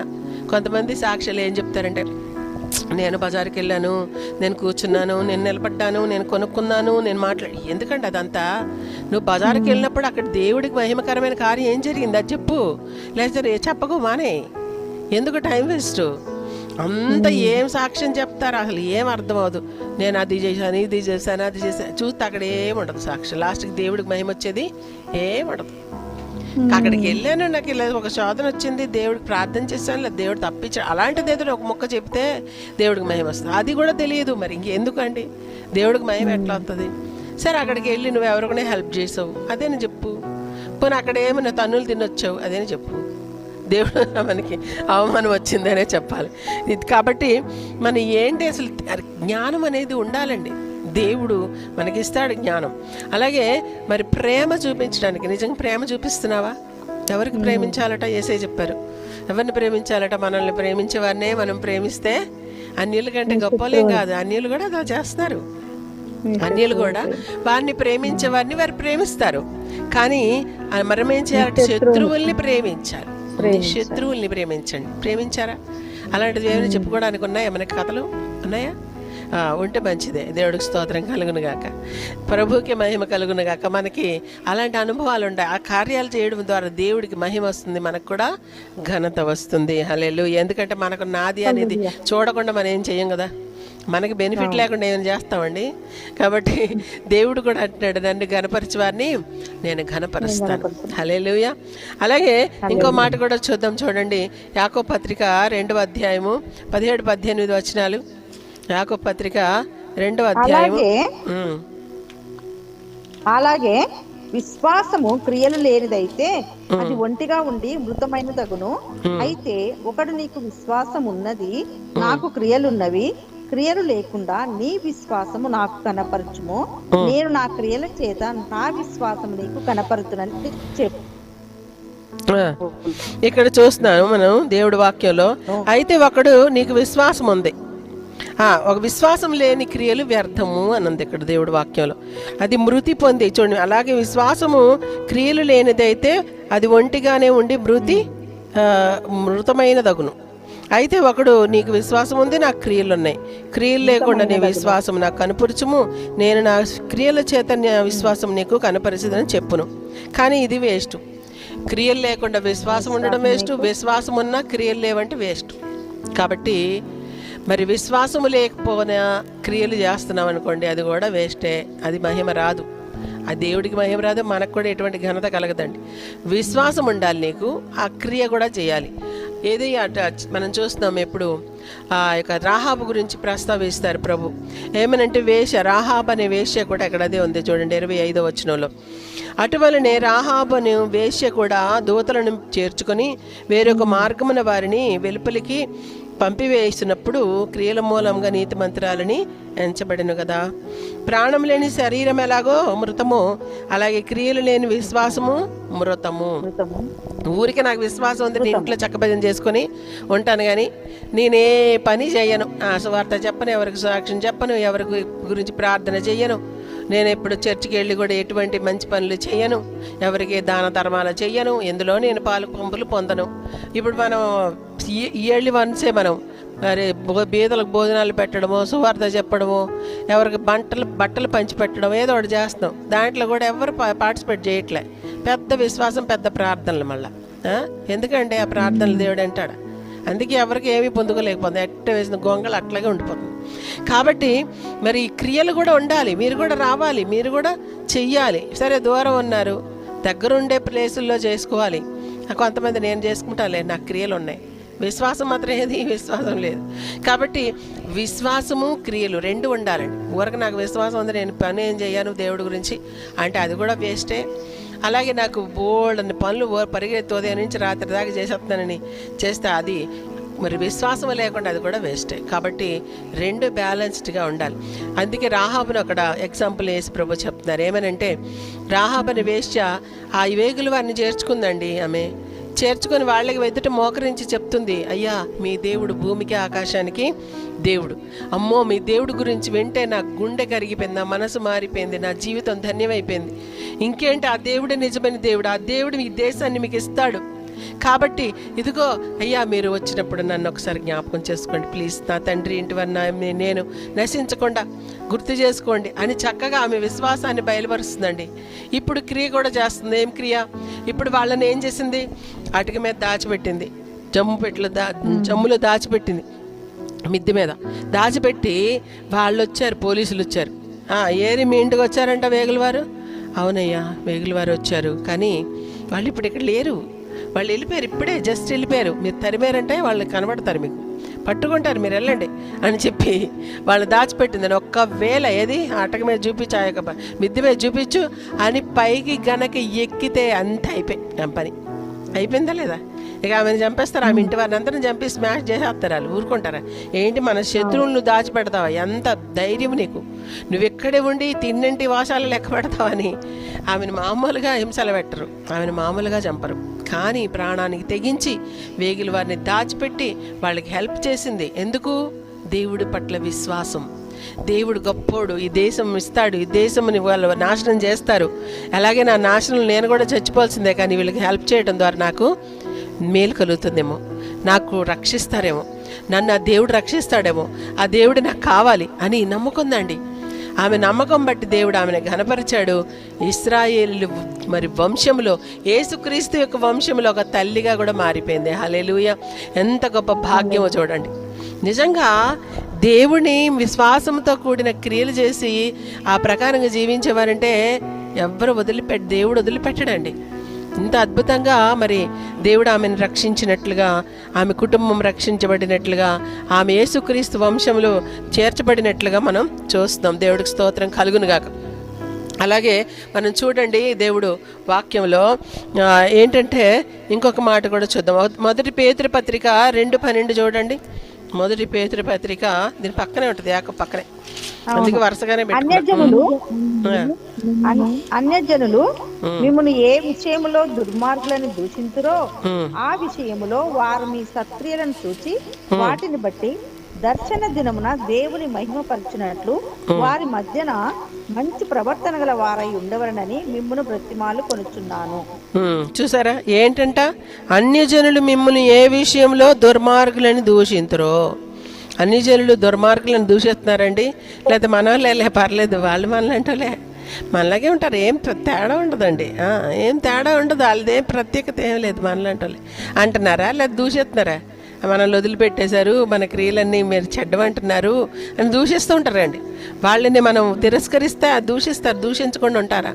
అలాగుందా? లేకపోతే ఓకే ఏం పర్లేదు, వాళ్ళతో ఏ ప్రాబ్లం లేదు, వాళ్ళు మనలాగే సేమ్ అని అనుకుంటున్నారా? కాబట్టి అలా దూషించేటటువంటి దుర్మార్గులుగా అని దూషిస్తున్నటువంటి ఆ పేరు మీకు ఉన్నప్పటికీ ఆ విషయంలో వారు మీ సత్క్రియలను చూచి వాటిని బట్టి దర్శన దినమున దేవుని మహిమపరచినట్లు వారి మధ్యన మీరు మంచి ప్రవర్తన గలవారి ఉండవలనని మిమ్మను బతిమాలుకొనుచున్నాను. పరిశుద్ధాత్మ దేవుడి మాటలు రాస్తున్నాడు. వారు దర్శన దినం అంటే దేవుడు యేసుప్రభు వచ్చినప్పుడు అవును కదా, వాళ్ళు మన మధ్యలో ఎంత మంచి ప్రవర్తన కలిగి ఉన్నారు, అందుకే వాళ్ళు పరలోక రాజ్యానికి వెళ్ళిపోయారండి, మేము ఉండిపోయాం.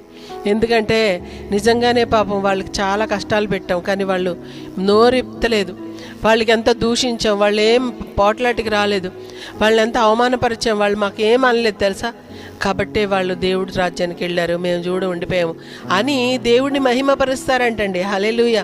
వారు దేవుడు ఎంత గొప్పోడు అండి, వాళ్ళు చెప్పినట్టుగా విన్నారు, ఆ దేవుడు చెప్పినట్టుగా విన్నారు కాబట్టి వాళ్ళు మంచిగా పరలోకానికి వెళ్ళిపోయారు అని దేవుడిని మహిమపరచాలి. హల్లెలూయా! అలాగే ఇంకొక మాట కూడా చూద్దాం చూడండి. మరి నెహెమ్యా గ్రంథము 13వ అధ్యాయము 4వ వచనం చూడండి. నెహెమ్యా ఎక్కడుంటుంది తెలుసు కదా, ఎజ్రాకి ముందు ఉంటుంది, ఎస్తేరుకి తర్వాత ఉంటుంది, మధ్యలో నెహెమ్యా ఉంటుంది. చూడండి, యోబుకి ముందు తీయండి. కీర్తనలు ఎక్కడ ఉంటుంది, తర్వాత యోబు ఉంటుంది, ముందు ఉంటుంది యోబు, అక్కడ ఉంటుంది, వెతుక్కోండి బాగా తీయండి. తీసారా? తర్వాత ఓకే చదవండి. 13:4 నేను చదువుతాను. చదవండి.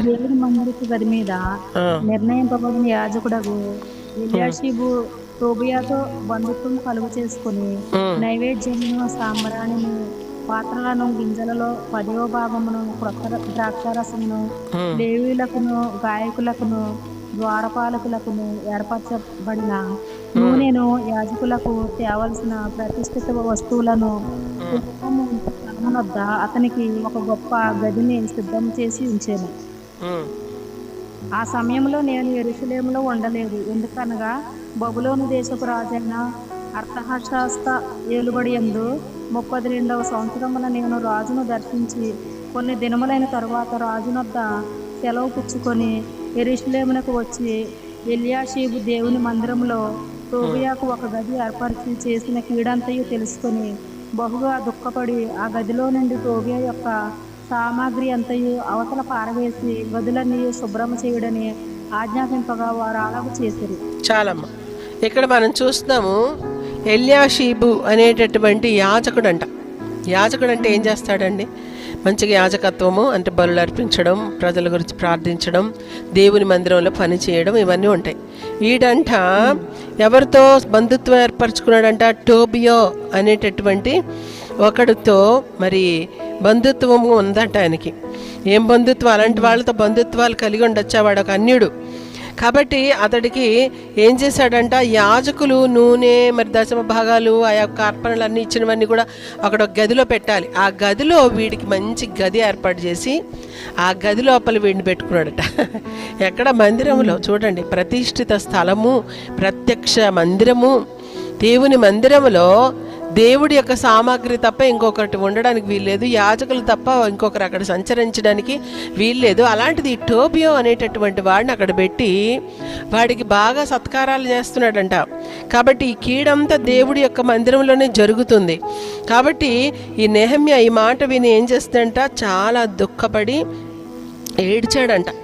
ఆ తర్వాత ఆ సామాగ్రి అంతా తీసి పడేసి ఆ గది అంతా కూడా శుభ్రం చేయడానికి ఆజ్ఞాపించాడని దేవుడి వాక్యంలో 7-8 వచనాల్లో మనము చూస్తూ ఉన్నాం. కాబట్టి మరి ఎంతో భయంకరమైనటువంటి టోబియో అనేటటువంటి వాడిని గర్భగుడిలో పెట్టుకున్నాడండి యాజకుడు. అది ఇప్పుడు యాజకుడికే అలాంటి ఒక దుర్మార్గపు పని సాధ్యమైందంటే మామూలు విశ్వాసులకి ఇంకెన్ని చేస్తారండి. కాబట్టి చాలా వరకు మన హృదయం అనే మందిరములో ఏ మూలనో ఇంకా మరి దేవునికి ఇష్టం లేనటువంటి టోబియో లాంటి దుర్మార్గత, ఈ అపవిత్రత ఏదైనా ఉందేమో. దేవుడు మరి మన లోపల ఉంటే కదా మనం సత్క్రియలు చేయగలుగుతాం. అసలు దేవుడే మన లోపల లేకుండా దుర్మార్గుడైనటువంటి టోబియో లాంటి దుర్మార్గ దెయ్యాలు ఏవైనా మన లోపల ఉంటే గనక మనం సత్కార్యాలు ఎలా చేయగలుగుతాం, దేవుడిని ఎలా మహిమపరచగలుగుతాం. కాబట్టి ఇక్కడ ఈ మాట అదే తెలియజేస్తుందండి. కాబట్టి మరి ఈ యొక్క నెహమ్యా అయితే ఏం చేశాడంటే ఆ టోబియోని వెళ్ళగొట్టి అక్కడున్న అతడి సామాగ్రి అంతా బయటకు పడేసి శుభ్రంగా రూమ్ అంతా కూడా క్లీన్ చేశాడు. అప్పటి నుంచి వీడు కత్తులు నూరేస్తున్నాడు, శత్రువు మొదలెట్టాడు. ఎందుకంటే ఎప్పుడు కూడా శత్రువుకి లోపల ఉంచుకున్నంత వరకు ఓకే, వాడిని బయటికి పంపిస్తేనే వాడు అక్కడ తడాక చూపిస్తుంటాడు. మన హృదయంలో అపవిత్రమైనవన్నీ ఉంచుకొని దాచిపెట్టి చక్కగా దాన్ని సన్మానించి కవర్ చేస్తుంటే అది ఓకే, బాగానే నడుస్తుంది. కానీ ఎప్పుడైతే మనం ఒప్పుకొని విడిచిపెట్టి ఇది నాకు వద్దు అనుకున్నామో అదే నేను హింసిస్తూ ఉంటుంది. ఈ యొక్క పని జరుగుతుంటుంది. అందుకని మనం లోపలే పెట్టుకుందామా? వదిలిపెట్టాలి కదండి. మనం దేవుడికి మహిమకరంగా ఉండాలి. యేసుక్రీస్తు యొక్క మరి యేసుక్రీస్తులోనే మనం మరణించాలి. అందుకే క్రీస్తునందు మృత్యునందు మృతులు ధన్యులు. కాబట్టి అలా కాకుండా మనకి ఇష్టం వచ్చినట్టుగా ఎప్పుడో ఒకదారి పాపంలోనే చచ్చిపోతే ఇక నరకమే గతి. ఈ యొక్క టోబియో లాంటి దుర్మార్గుడైన దెయ్యాన్ని, సైతాన్ని మన లోపల పెట్టుకొని వాడి క్రియలు ఏముంటాయండి? అన్యుడు, వాడి క్రియలు ఏముంటాయి? ఇక దేవుని ప్రజలకు వ్యతిరేకంగా, దేవునికి వ్యతిరేకంగా, దేవుడికి మరి భయంకరంగా వ్యతిరేకంగా, మందిరానికి వ్యతిరేకంగా వాడు ఎన్నో క్రియలు చేశాడు. తర్వాత ఆ స్టోరీ ఉంటుంది, చదవండి. ఆ వాక్యం అంతా చదివితే తెలుస్తుంది మనకి. టోబియో, సన్బల్లట్టు అనేటువంటి ఇద్దరు కూడా మరి దేవుని యొక్క పనికి ఎంతో కీడు చేశారు.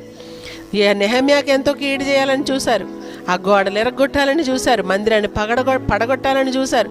వాడు అక్కడ ఉన్నంత వరకు ఓకే, కానీ తర్వాత దాని మీద భయంకరంగా పన్నగాలు పన్నారు. కానీ అక్కడ నెహమ్యా మాత్రం వాడిని ఉండనివ్వలేదు.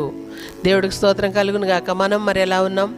మన యొక్క హృదయం అనే మందిరంలో టోబియా లాంటి దుర్మార్గపు మరి క్రియలకు, అలాంటి అపవిత్రతకు, అలాంటి పాపానికి చోటిస్తున్నామా? దాచేస్తున్నామా? బాగా మంచి గది ఏర్పాటు చేసి సేఫ్గా ఉందా ఆ పాపము? ఒప్పుకొని వదిలిపెట్టేస్తామా? ఏం చేస్తామనేది ఎవరి వాళ్ళకి తెలుసు. దేవుడికి స్తోత్రం కలుగును గాక. అలాగే ఇంకొక మాట కూడా చూడండి. మరి మత్తయి సువార్త 25వ అధ్యాయం 35వ వచనం చూడండి. మత్తయి సువార్త 25:35, 35-36 చదవండి. నేను ఆకలి కొంటిని, మీరు నాకు భోజనం పెట్టుకురి, దప్పి కొంటిని, నాకు దాహం ఇచ్చుకురి, పరదేశం ఇంటిని, నన్ను చేర్చుకుంటురి.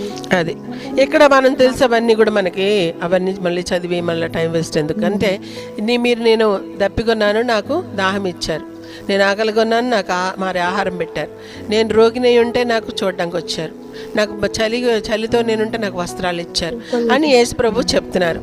ఇది ఎవరి గురించి చెప్తున్నారు? అక్కడ పైన ఉంది అదే, ఇటుపక్క గొర్రెలు అటుపక్క మేకలు ఉన్నాయి.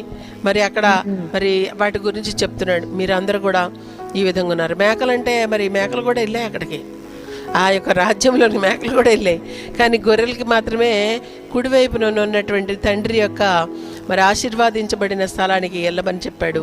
శపించబడ్డారని ఏ మేకలకు చెప్పాడు. కాబట్టి మన ఈ క్రియలు ఒకవేళ యేసుప్రభుని నమ్ముకొని ఏ క్రియలు చేయకుండా ఊరకన మన కోసం బతుకుతున్నాం. ఎంతసేపు ఇయ్యయ్యా, ఈయనైనా నాకు దీవించినైనా, దీవించి ప్రభు అది ఇవ్వాలి, నాకు ఇది ఇవ్వాలి, నాకు అది కావాలి, ఇది కావాలి అని ఊరక పట్టుకొని పీకి తినేస్తున్నాము. కానీ ఆయన కొరకు ఏదైనా చేసావా?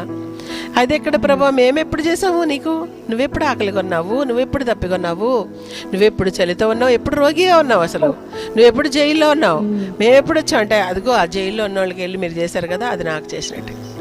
ఇదిగో ఆ యొక్క హాస్పిటల్లో రోగిగా ఉంటే వాళ్ళకి వెళ్ళి పరామర్శించి ప్రేయర్ చేశారు కదా, నాకు చేసినట్టే.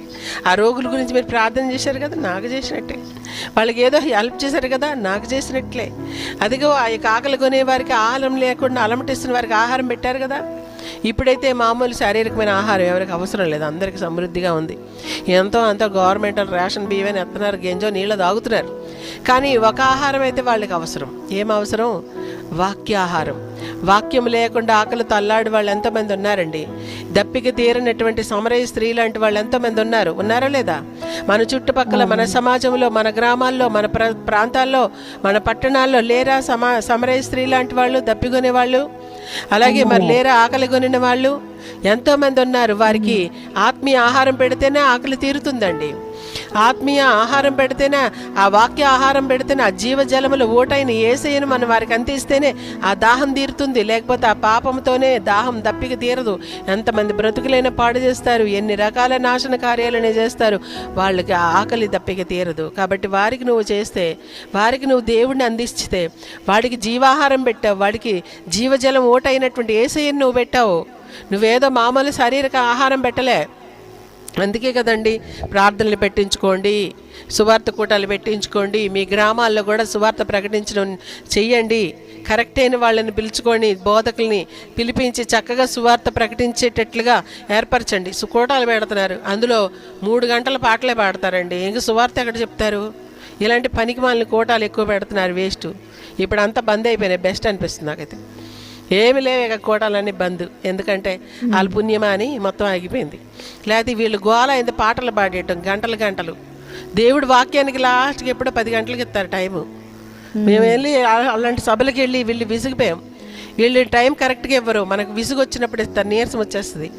అక్కడ కూర్చోబెట్టేసి వీళ్ళందరూ వస్తారు. రాగం రానమ్మ పాడుతుంది, ఒక మాట సరిగా పలకనాయన పాట పాడేస్తాడు. గంటల పాటలు, అని అరుపులు. ఆ మ్యూజిక్ కూడా అటు ఇటు దిక్కులు చూస్తా కొడుతుంటాడు, కొట్టలేక సస్తుంటాడు. ఆడు ఇది ఎక్కడో దొరికారని ఆయన, వీళ్ళందరూ పాటగత్తెలంట అని ఆ మ్యూజిక్ వాళ్ళు నవ్వుకొని సస్తూ ఉంటారు. వాళ్ళు ఆ వాయించినాక వెనక్కి వెళ్ళి వాళ్ళు తిట్లు చూడాలి, ఇక మామూలుగా ఉండవు. కాబట్టి ఇట్లాంటివన్నీ ఊర్లలో చేస్తూ ఉంటారండి. ఇలాంటివి ఎందుకు చేస్తారు? కరెక్ట్గా పాడిన వాళ్ళు పెట్టుకోండి, కరెక్ట్గా సాక్ష్యం చెప్పిన వాళ్ళు పెట్టుకోండి, కరెక్ట్గా వాక్యం చెప్పిన వాళ్ళు పెట్టుకోండి. పనికి మాలిన పనులన్నీ టైం వేస్ట్ చేసే వాళ్ళని, సువార్తికుల్ని ఏదో పేరు కోసం పిలుచుకుంటారు. లేకపోతే వాళ్ళ మీద ఫ్యాన్లు. ఏంది ఫ్యాన్లు? ఈ ఫ్యాన్లన్నీ పిలుచుకుంటారు, పెట్టుకుంటారు. కొంతమంది అయితే అంతా గొడవ ఎందుకని మొత్తానికి మానిపడేశారు. ఇది కూడా కరెక్ట్ కాదు. కాబట్టి సువార్త ప్రకటించబడడం మంచి. మన ఇంట్లో ప్రేయర్ పెట్టుకున్న 10 మందిని ఇన్వైట్ చేసి మనం సువార్త చెప్పించవచ్చు. మన ఏరియాలో మన బంధువులందరికీ. ఇప్పుడు ఆయన ఏం చేశాడండి? ఎవరో ఆయన ఇటలీ పటాలంలో, ఆయన పేరేంటి చెప్పండి? కొర్నేలి. ఇటలీ పటాలం, మరి అపొస్తలుల కార్యం 10వ అధ్యాయంలో ఉంటుంది. ఆయన మరి ఒక అన్యుడు, ఎంతో భక్తిపరుడు అయినప్పటికీ ఆయన ప్రార్థన చేస్తుంటే దేవుడు దోత వచ్చి, ఇదిగో పేతుని పిలిపించుకోండి. పేతుని పిలిపిస్తే వాళ్ళ ఇంటికి అందరిని పిలిచి, ఒక్కడే వింటాడు అనుకోలేదు, ఒక్కడే వింటాడు అని అనుకోలేదు ఆయన. నేను ఒక్కడే వింటాలే చాలు, ఆ సువార్త నాకు ఒక్కడికి వస్తే చాలు అనుకోలేదండి. వాళ్ళ బంధువుల్ని, వాళ్ళ ఆఫీస్లో ఉన్న వాళ్ళని, కొలీగ్స్ అందరినీ పిలిచేశాడు. పెద్ద మీటింగ్ ఏర్పాటు చేశాడు. పేతురు వచ్చి చూడగానే అడుగుపెట్టి ప్రార్థన చేయక ముందే వాళ్ళందరి మీదకి పరిశుద్ధ ఆత్మ దేవుడు దిగి వచ్చేసాడు. హల్లెలూయా. అన్యులందరూ ఆత్మతో నింపబడిపోయారండి. ఎందుకంటే అంత భక్తి పరవశంతో ఇంట్రెస్ట్తో కూర్చున్నారు. ఈయన చెప్పాడంటే ఈయన కరెక్ట్గా చెప్తాడు. అన్యుడైనప్పటికీ ఆయన క్రియలు చూడండి, ఆయన సత్క్రియలు చూడండి, ఆయన భక్తి చూడండి, విశ్వాసం చూడండి. ఎంత అద్భుతమైన వ్యక్తి. ఇలాంటి వ్యక్తులు ఎక్కడ కనిపిస్తారండి? ఆయన అలా పెట్టగానే అట్లా వచ్చారు జనాలు, అట్లా కూర్చొని భక్తి పారవశ్యంతో ఉన్నారేమో. పేతురు రాగానే పరిశుద్ధాత్మలు అందరినీ అలుముకొని ఒకటే భాషలు మాట్లాడి ఒక కంట్రోల్ చేయడానికి వీలు లేకుండా ఆత్మపూర్ణులు అయిపోయారు అందరు కూడా. తర్వాత సువార్త చెప్పాడు, అందరికి బాప్తిస్మాలు ఇచ్చేశాడు. హల్లెలూయా. ఇలాంటి కార్యాలు ప్రతి ఇంట్లో జరగాలండి. లూదియా ఇంట్లో అద్భుతమైన సంఘం, మరి ప్రిస్కిల్లా ఇంట్లో అద్భుతమైన సంఘం. ఈ విధంగా మనం చూసుకుంటే ఆ యొక్క బైబిల్ గ్రంథంలో ఉన్న భక్తిపరాళ్ళు భక్తిపరులు అందరి ఇళ్లలో కూడా సంఘాలు నడిచేయండి, ప్రార్థనలు నడిచాయి. ఈ రోజుల్లో అసలు పాస్టర్ని ఇంటికి పిలవట్లేదు, పిలిస్తే అక్కడ మన సీక్రెట్లన్నీ బయటపడిపోతాయి. మన సీరియళ్ళు, సినిమాలు, మన వేషాలు, మన యొక్క సమస్యలన్నీ బయటపడిపోతాయి. అమ్మో మళ్ళీ వాక్యంలో దంచి కొడుతుంటారు కాబట్టి ఇంటికే పిలవద్దులని పీడ విరుగుడైపోయిందని మానేస్తున్నారు. మానేసుకోండి, ఎవరికి నష్టం. కాబట్టి దేవుడికి స్తోత్రం కలుగును గాక. దేవుడు మరి నిజంగా మరి వాళ్ళ ఇళ్లల్లో ఉండే దెయ్యాలన్నీ వెళ్ళగొట్టడానికి ఇంకెవరు చేస్తారండి ఆ పని? పాస్టర్లు ఇంటికి వచ్చి ప్రేయర్ చేస్తారు కదా, మీ ఇంట్లో ఉన్న దెయ్యాలు పోతాయి, ఇలా తట్టపోతాయి. దేవుడు డైరెక్ట్గా దెయ్యాలంటే వచ్చేస్తాడా? మీరు పాస్టర్నే పిలవడానికి ఇష్టపడలేదు, దేవుడిని పిలుస్తారా? అంత సీన్ లేదు. దేవుడికి స్తోత్రం కలుగును కాక. చూడండి ఇక్కడ ఇంకొక మాట కూడా మనం చూద్దాం. 26వ అధ్యాయం మత్తయి సువార్త 26వ అధ్యాయం 7-8 వచనాలు, అలాగే 10వ వచనం కూడా చదువుదాం. 26వ అధ్యాయము 7, 8 and 10. యేసు బేతనీయలో కుష్ఠిరోగి అయిన సీమోను ఇంటనున్నప్పుడు ఒక స్త్రీ మిక్కిలి విలువగల అత్తరు బుడ్డి తీసుకుని ఆయన ఎద్దకు వచ్చి ఆయన భోజనమునకు కూర్చుండగా దానిని ఆయన తల మీద పోసెను. శిష్యులు చూసి కోపపడి, ఈ నష్టం ఎందుకు? దీనిని గొప్ప వెలకు అమ్మి పేదలకు ఇయ్యవచ్చునే అనిరి. యేసు ఆ సంగతి తెలుసుకొని, ఈ స్త్రీ నా విషయమై ఒక మంచి కార్యము చేసెను, ఈమెను మీరేలా తొందర పెట్టిస్తున్నారు? చూసారా, ఇక్కడ మనం చూస్తూ ఉన్నాము. మరి సీమోను అనే కుష్ఠిరోగి ఇంట్లో యేసు ప్రభుకి ఆయన విందుకు పిలిచాడు. అందరూ శిష్యులు వచ్చారు, యేసు ప్రభు వచ్చారు. మొన్న విందులో ఉంటుండగా ఒక స్త్రీ, ఎవరు ఆ స్త్రీ? మరి ఆ స్త్రీ నేను అనుకుంటాను బేతనీయ మరియా అనుకుంటానండి. ఆమె ఏం చేసిందంటే, బేతనీయలో ఉన్నది కదా, బేతనీయలోనే మరి మరియా ఉంటుంది కాబట్టి ఆమె ఏం చేసిందంటే ఆ యొక్క అత్తరు బుడ్డి, మరి అదట ఒక సంవత్సరం ఒక సాఫ్ట్వేర్ ఇంజనీర్ శాలరీ అంట. ఒక సంవత్సరం ఒక సాఫ్ట్వేర్ ఇంజనీర్కి ఎన్ని వస్తుందని 12 లక్షలు, లేకపోతే 13 లక్షలు, లేకపోతే 2 కోట్లు ఉన్న వాళ్ళు కూడా ఉన్నారు. అట్లా అన్ని లక్షలు పెట్టి ఆ విలువైన అత్తరు తీసుకొచ్చి పగలగొట్టి యేసు ప్రభు తల మీద పోసిందంట. అలా పోసినందుకు అందరూ కూడా మరి వచ్చేసుకున్నారట, ఎందుకు అంత వేస్ట్ చేసావు అని చెప్పి, నష్టం ఎందుకు అని కోప్పడ్డారట. చూడండి, కూర్చుండగా దానిని ఆయన తల మీద పోసెను. శిష్యులు చూచి కోప్పడి, ఈ నష్టం ఎందుకు? దీనిని గొప్ప వెలకు అమ్మి బేదలకి ఇవ్వచ్చునే అనిరి.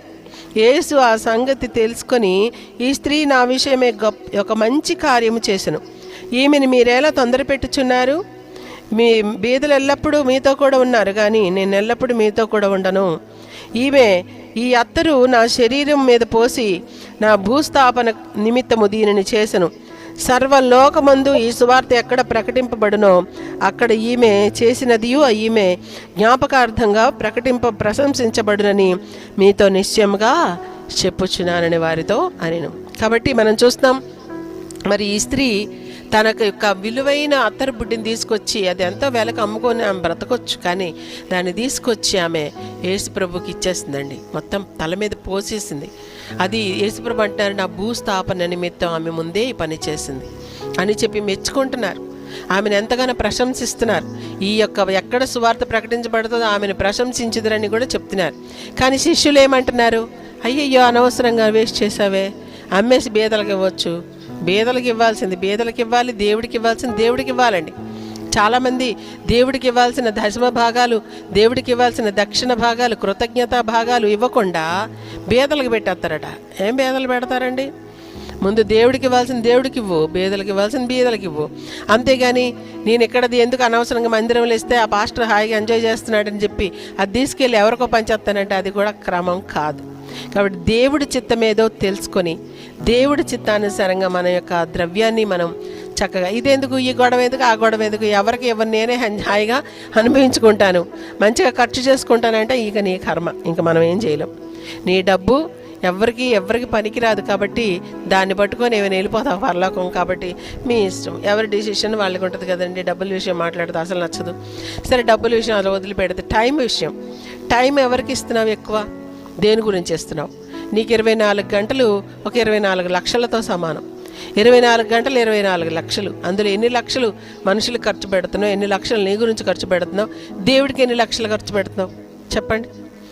కాబట్టి మరి ఎవరికి ఎంత ఖర్చు పెడుతున్నారో మీరు లెక్కలు వేసుకోండి కూర్చొని తీరిగ్గా. ఇంకొక మాట కూడా చూడండి దేవుడి వాక్యంలోంచి. అపొస్తలుల కార్యములు 9వ అధ్యాయం 36 వచనం చూడండి. అపొస్తలుల కార్యములు 9:36 మరియు చదవండి. యొప్పేలో తబిత అని ఒక శిష్యురాలు ఉండెను. ఆమెకు భాషాంతరమున దొరక అని పేరు. ఆమె సత్యములను ధర్మకార్యములను బహుగా చేసి ఉండెను. ఆ దినములు ఆమె కాయిలా పడి చనిపోగా వారు శవమును కడిగి మేడకు పరుండబెట్టింది.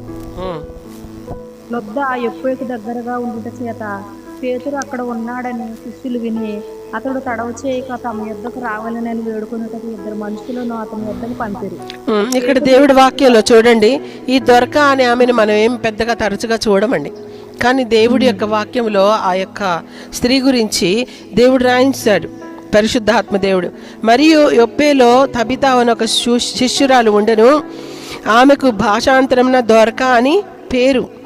ఆమె సత్క్రియలు ధర్మకార్యములు బహుగా చేసి ఉండెను. ఆ దినముల్లో ఆమె కాయిలా పడి చనిపోగా వారి శవమును కడిగి మేడగదిలో పరుండబెట్టారట. తర్వాత వాళ్ళందరూ పేతురు వచ్చినప్పుడు చెప్తున్నారట ఆమె ఎలాంటి పనులు చేసిందో, ఎంత హెల్ప్ చేసిందో. అందరు బట్టలన్నీ చూపించి, అయ్యా ఆమె ఎంత మంచిగా మా కోసం హెల్ప్ చేసిందో తెలుసా, ఆమె మాకు ఎన్ని రకాలుగా మాకు హెల్ప్ చేసిందో తెలుసా అని ఆమె చేసిన సత్కార్యాలన్నీ చెప్పుకొని ఆమె గుణం ఎంత మంచిది అంత మంచిదని పొగుడుతూ చెప్పుకుంటున్నారండి. చెప్పుకుంటున్నప్పుడు పేతురు సరే ఓకే అయితే అని చెప్పి మేడగదిలోకి వెళ్ళి ఆమెను తిరిగి బ్రతికించి వాళ్ళకి ఇచ్చినట్లుగా మనం చూస్తాం. కాబట్టి దేవుడికి మహిమ కలుగును గాక. దీన్ని బట్టి దేవుడికి మహిమ వచ్చిందా లేదా ఆమె జీవితం బట్టి? ఇలాంటివి ఏమైనా చేస్తున్నారా? అసలు ఎవరికైనా ఏమైనా హెల్ప్ చేశారండి? ఎప్పుడైనా ఏదైనా అలాంటివి ఉన్నాయా? దాఖలాలు ఉన్నాయా కనీసం మన లిస్టులో ఎప్పుడైనా ఒక రోజైనా ఎవరికైనా ఏదైనా పెట్టాము ఇచ్చాము అని ఉందా? అలాంటి లిస్ట్ ఏమైనా హిస్టరీ అలాంటిది ఉందా? కాబట్టి చూసుకోండి జాగ్రత్త. ఇప్పటి నుంచైనా పని ఇప్పటివరకు చేయలే, ఓకే తెలియదో తెలుసో, ఇప్పుడైతే తెలిసింది కదా చేయాలని. కాబట్టి ధర్మకార్యాలు చేసిందంట, సత్క్రియలు చేసిందంట, బహుగా చేసి ఉండెను. బహుగా ఎంత చేసిందా అండి? నిజంగా అంత ఆమె గురించి వ్రాయబడి ఉంది. కాబట్టి మన నుంచి మనం బ్రతకడమే కష్టంగా ఉంటే దేవుడిని రోజు అడుగుతున్నాను, ఇంక నేను ఇతరులకి ఏం చేస్తాను అనే పరిస్థితులు ఉన్నారా? లేకపోతే నేను చేస్తాను నా వల్ల అవుతుంది, దేవుడు నాకు సాయం చేస్తాడు అనే పరిస్థితులు ఉన్నారా? సరే మీ ఇష్టం. అలాగే ఇంకొకటి చూస్తున్నాయండి, 1 తెస్సలోనిక పత్రిక 1:3 చూడండి. 1 తెస్సలోనిక పత్రిక 1:3 మన ప్రభువైన యేసుక్రీస్తునందలి నిరీక్షణతో కూడిన మీ ఓర్పును మేము మన తండ్రి అయిన దేవుని ఎదుట మానక జ్ఞాపకం చేసుకొనుచు మా ప్రార్థనల యందు మీ విషయమై విజ్ఞాపన చేయుచు మీ అందరి నిమిత్తము ఎల్లప్పుడూ దేవునికి కృతజ్ఞతాస్తుతులు చెల్లించుతున్నాము. ఏంటంట వీళ్ళకి? ఏంటంట? ఓర్పు. వీళ్ళకి ఎంత ఓర్పు ఉందంట? అదే ఇక్కడ దేవుడి వాక్యం తెలియజేస్తుంది. మీ ప్రయాసమును మన ప్రభువైన యేసుక్రీస్తును ఎందలి నిరీక్షణతో కూడిన మీ ఓర్పును మేము మన తండ్రి అనే దేవుని ఎదుట మానక జ్ఞాపకం చేసుకుంటున్నాము అని మా ప్రార్థనల యందు మీ విషయమై విజ్ఞాపనము చేయుచు మీ అందరి నిమిత్తం ఎల్లప్పుడూ దేవుడికి కృతజ్ఞతాస్తుతులు చెల్లిస్తున్నాం. నిజంగా మరి మన ఓర్పు, మనం చేసినట్టు పడినటువంటి ప్రయాస మరి దైవజనులు జ్ఞాపకం చేసుకునేటట్టుగా ఉందా అండి? ఏమైనా మీరు ప్రయాసపడుతున్నారా? మీ యొక్క సంఘం కొరకు కానీ దేవుడి కొరకు కానీ మీరు దేవుడి కొరకు సహించుకుంటున్నారా? ఎవరేమన్నా ఇంట్లో ప్రాబ్లమ్స్ ఉన్నా, లేదా కష్టాలున్నా, ఒంటిలో ఒకవేళ శ్రమ ఉన్నా, అనారోగ్యం ఉన్నా, ఓర్పు సహనం ఉందా? ప్రయాసపడుతున్నారా? అసలు దేవుడి కొరకు ఏదైనా ప్రయాసపడ్డారా? దేవుడి కొరకు ఏదైనా చేయడానికి ఇష్టపడి ప్రయాసపడుతున్నారండి? అది ఇప్పుడు దైవజనులు జ్ఞాపకం చేసుకొని మీ విషయమై మరి కృతజ్ఞతాస్తుతులు దేవుడు చెల్లించేటట్టుగా, మీ విషయమై విజ్ఞాపన చేసేటట్టుగా, మీ విషయమై ప్రార్థనలో జ్ఞాపకం వస్తుందా? అసలు వస్తుందా? ఇక్కడ అదే దేవుడి వాక్యాలు మనం చూస్తున్నాం చూడండి. మరి ఏంటంటే విశ్వాసం అక్కడి నుంచి చదివితే బాగుంటుంది, 2-3 కలిసి ఉన్నాయి కాబట్టి. విశ్వాసంతో కూడిన మీ పనిని, ప్రేమతో కూడిన మీ ప్రయాసమును, మన ప్రభువైన యేసుక్రీస్తునందలి నిరీక్షణతో కూడిన మీ ఓర్పును మేము మన తండ్రి అయిన దేవుని ఎదుట మానగా జ్ఞాపకం చేసుకొనుచు మా ప్రార్థనలు యందు మీ విషయమై విజ్ఞాపనము చేయుచు మీ అందరి నిమిత్తం ఎల్లప్పుడూ దేవునికి కృతజ్ఞతాస్తుతులు చెల్లించుచున్నాము. ఎంత అద్భుతంగా ఉందో చూడండి. నిజంగా ఒక్క మాటని అర్థమైందా? చూడండి, మీ విశ్వాసముతో కూడిన పని. విశ్వాసంతో కూడిన పని అంటే ఇందాక చూసాం, రాహాబు విశ్వాసంతో కూడిన పని చేసింది అక్కడ. అది వేగుల వారిని చేర్చుకుంది. మరి నిజంగా దేవుని సేవకులను చేర్చుకోవడం, వాళ్ళకి సహాయం చేయటం, వాళ్ళకి ఏం అవసరం ఉందో చూడటం, అది మీ పని కాదా? మరి అది నిజంగా అది విశ్వాసంతో కూడిన పని అని దేవుడు వాక్యం తెలియజేస్తుందండి.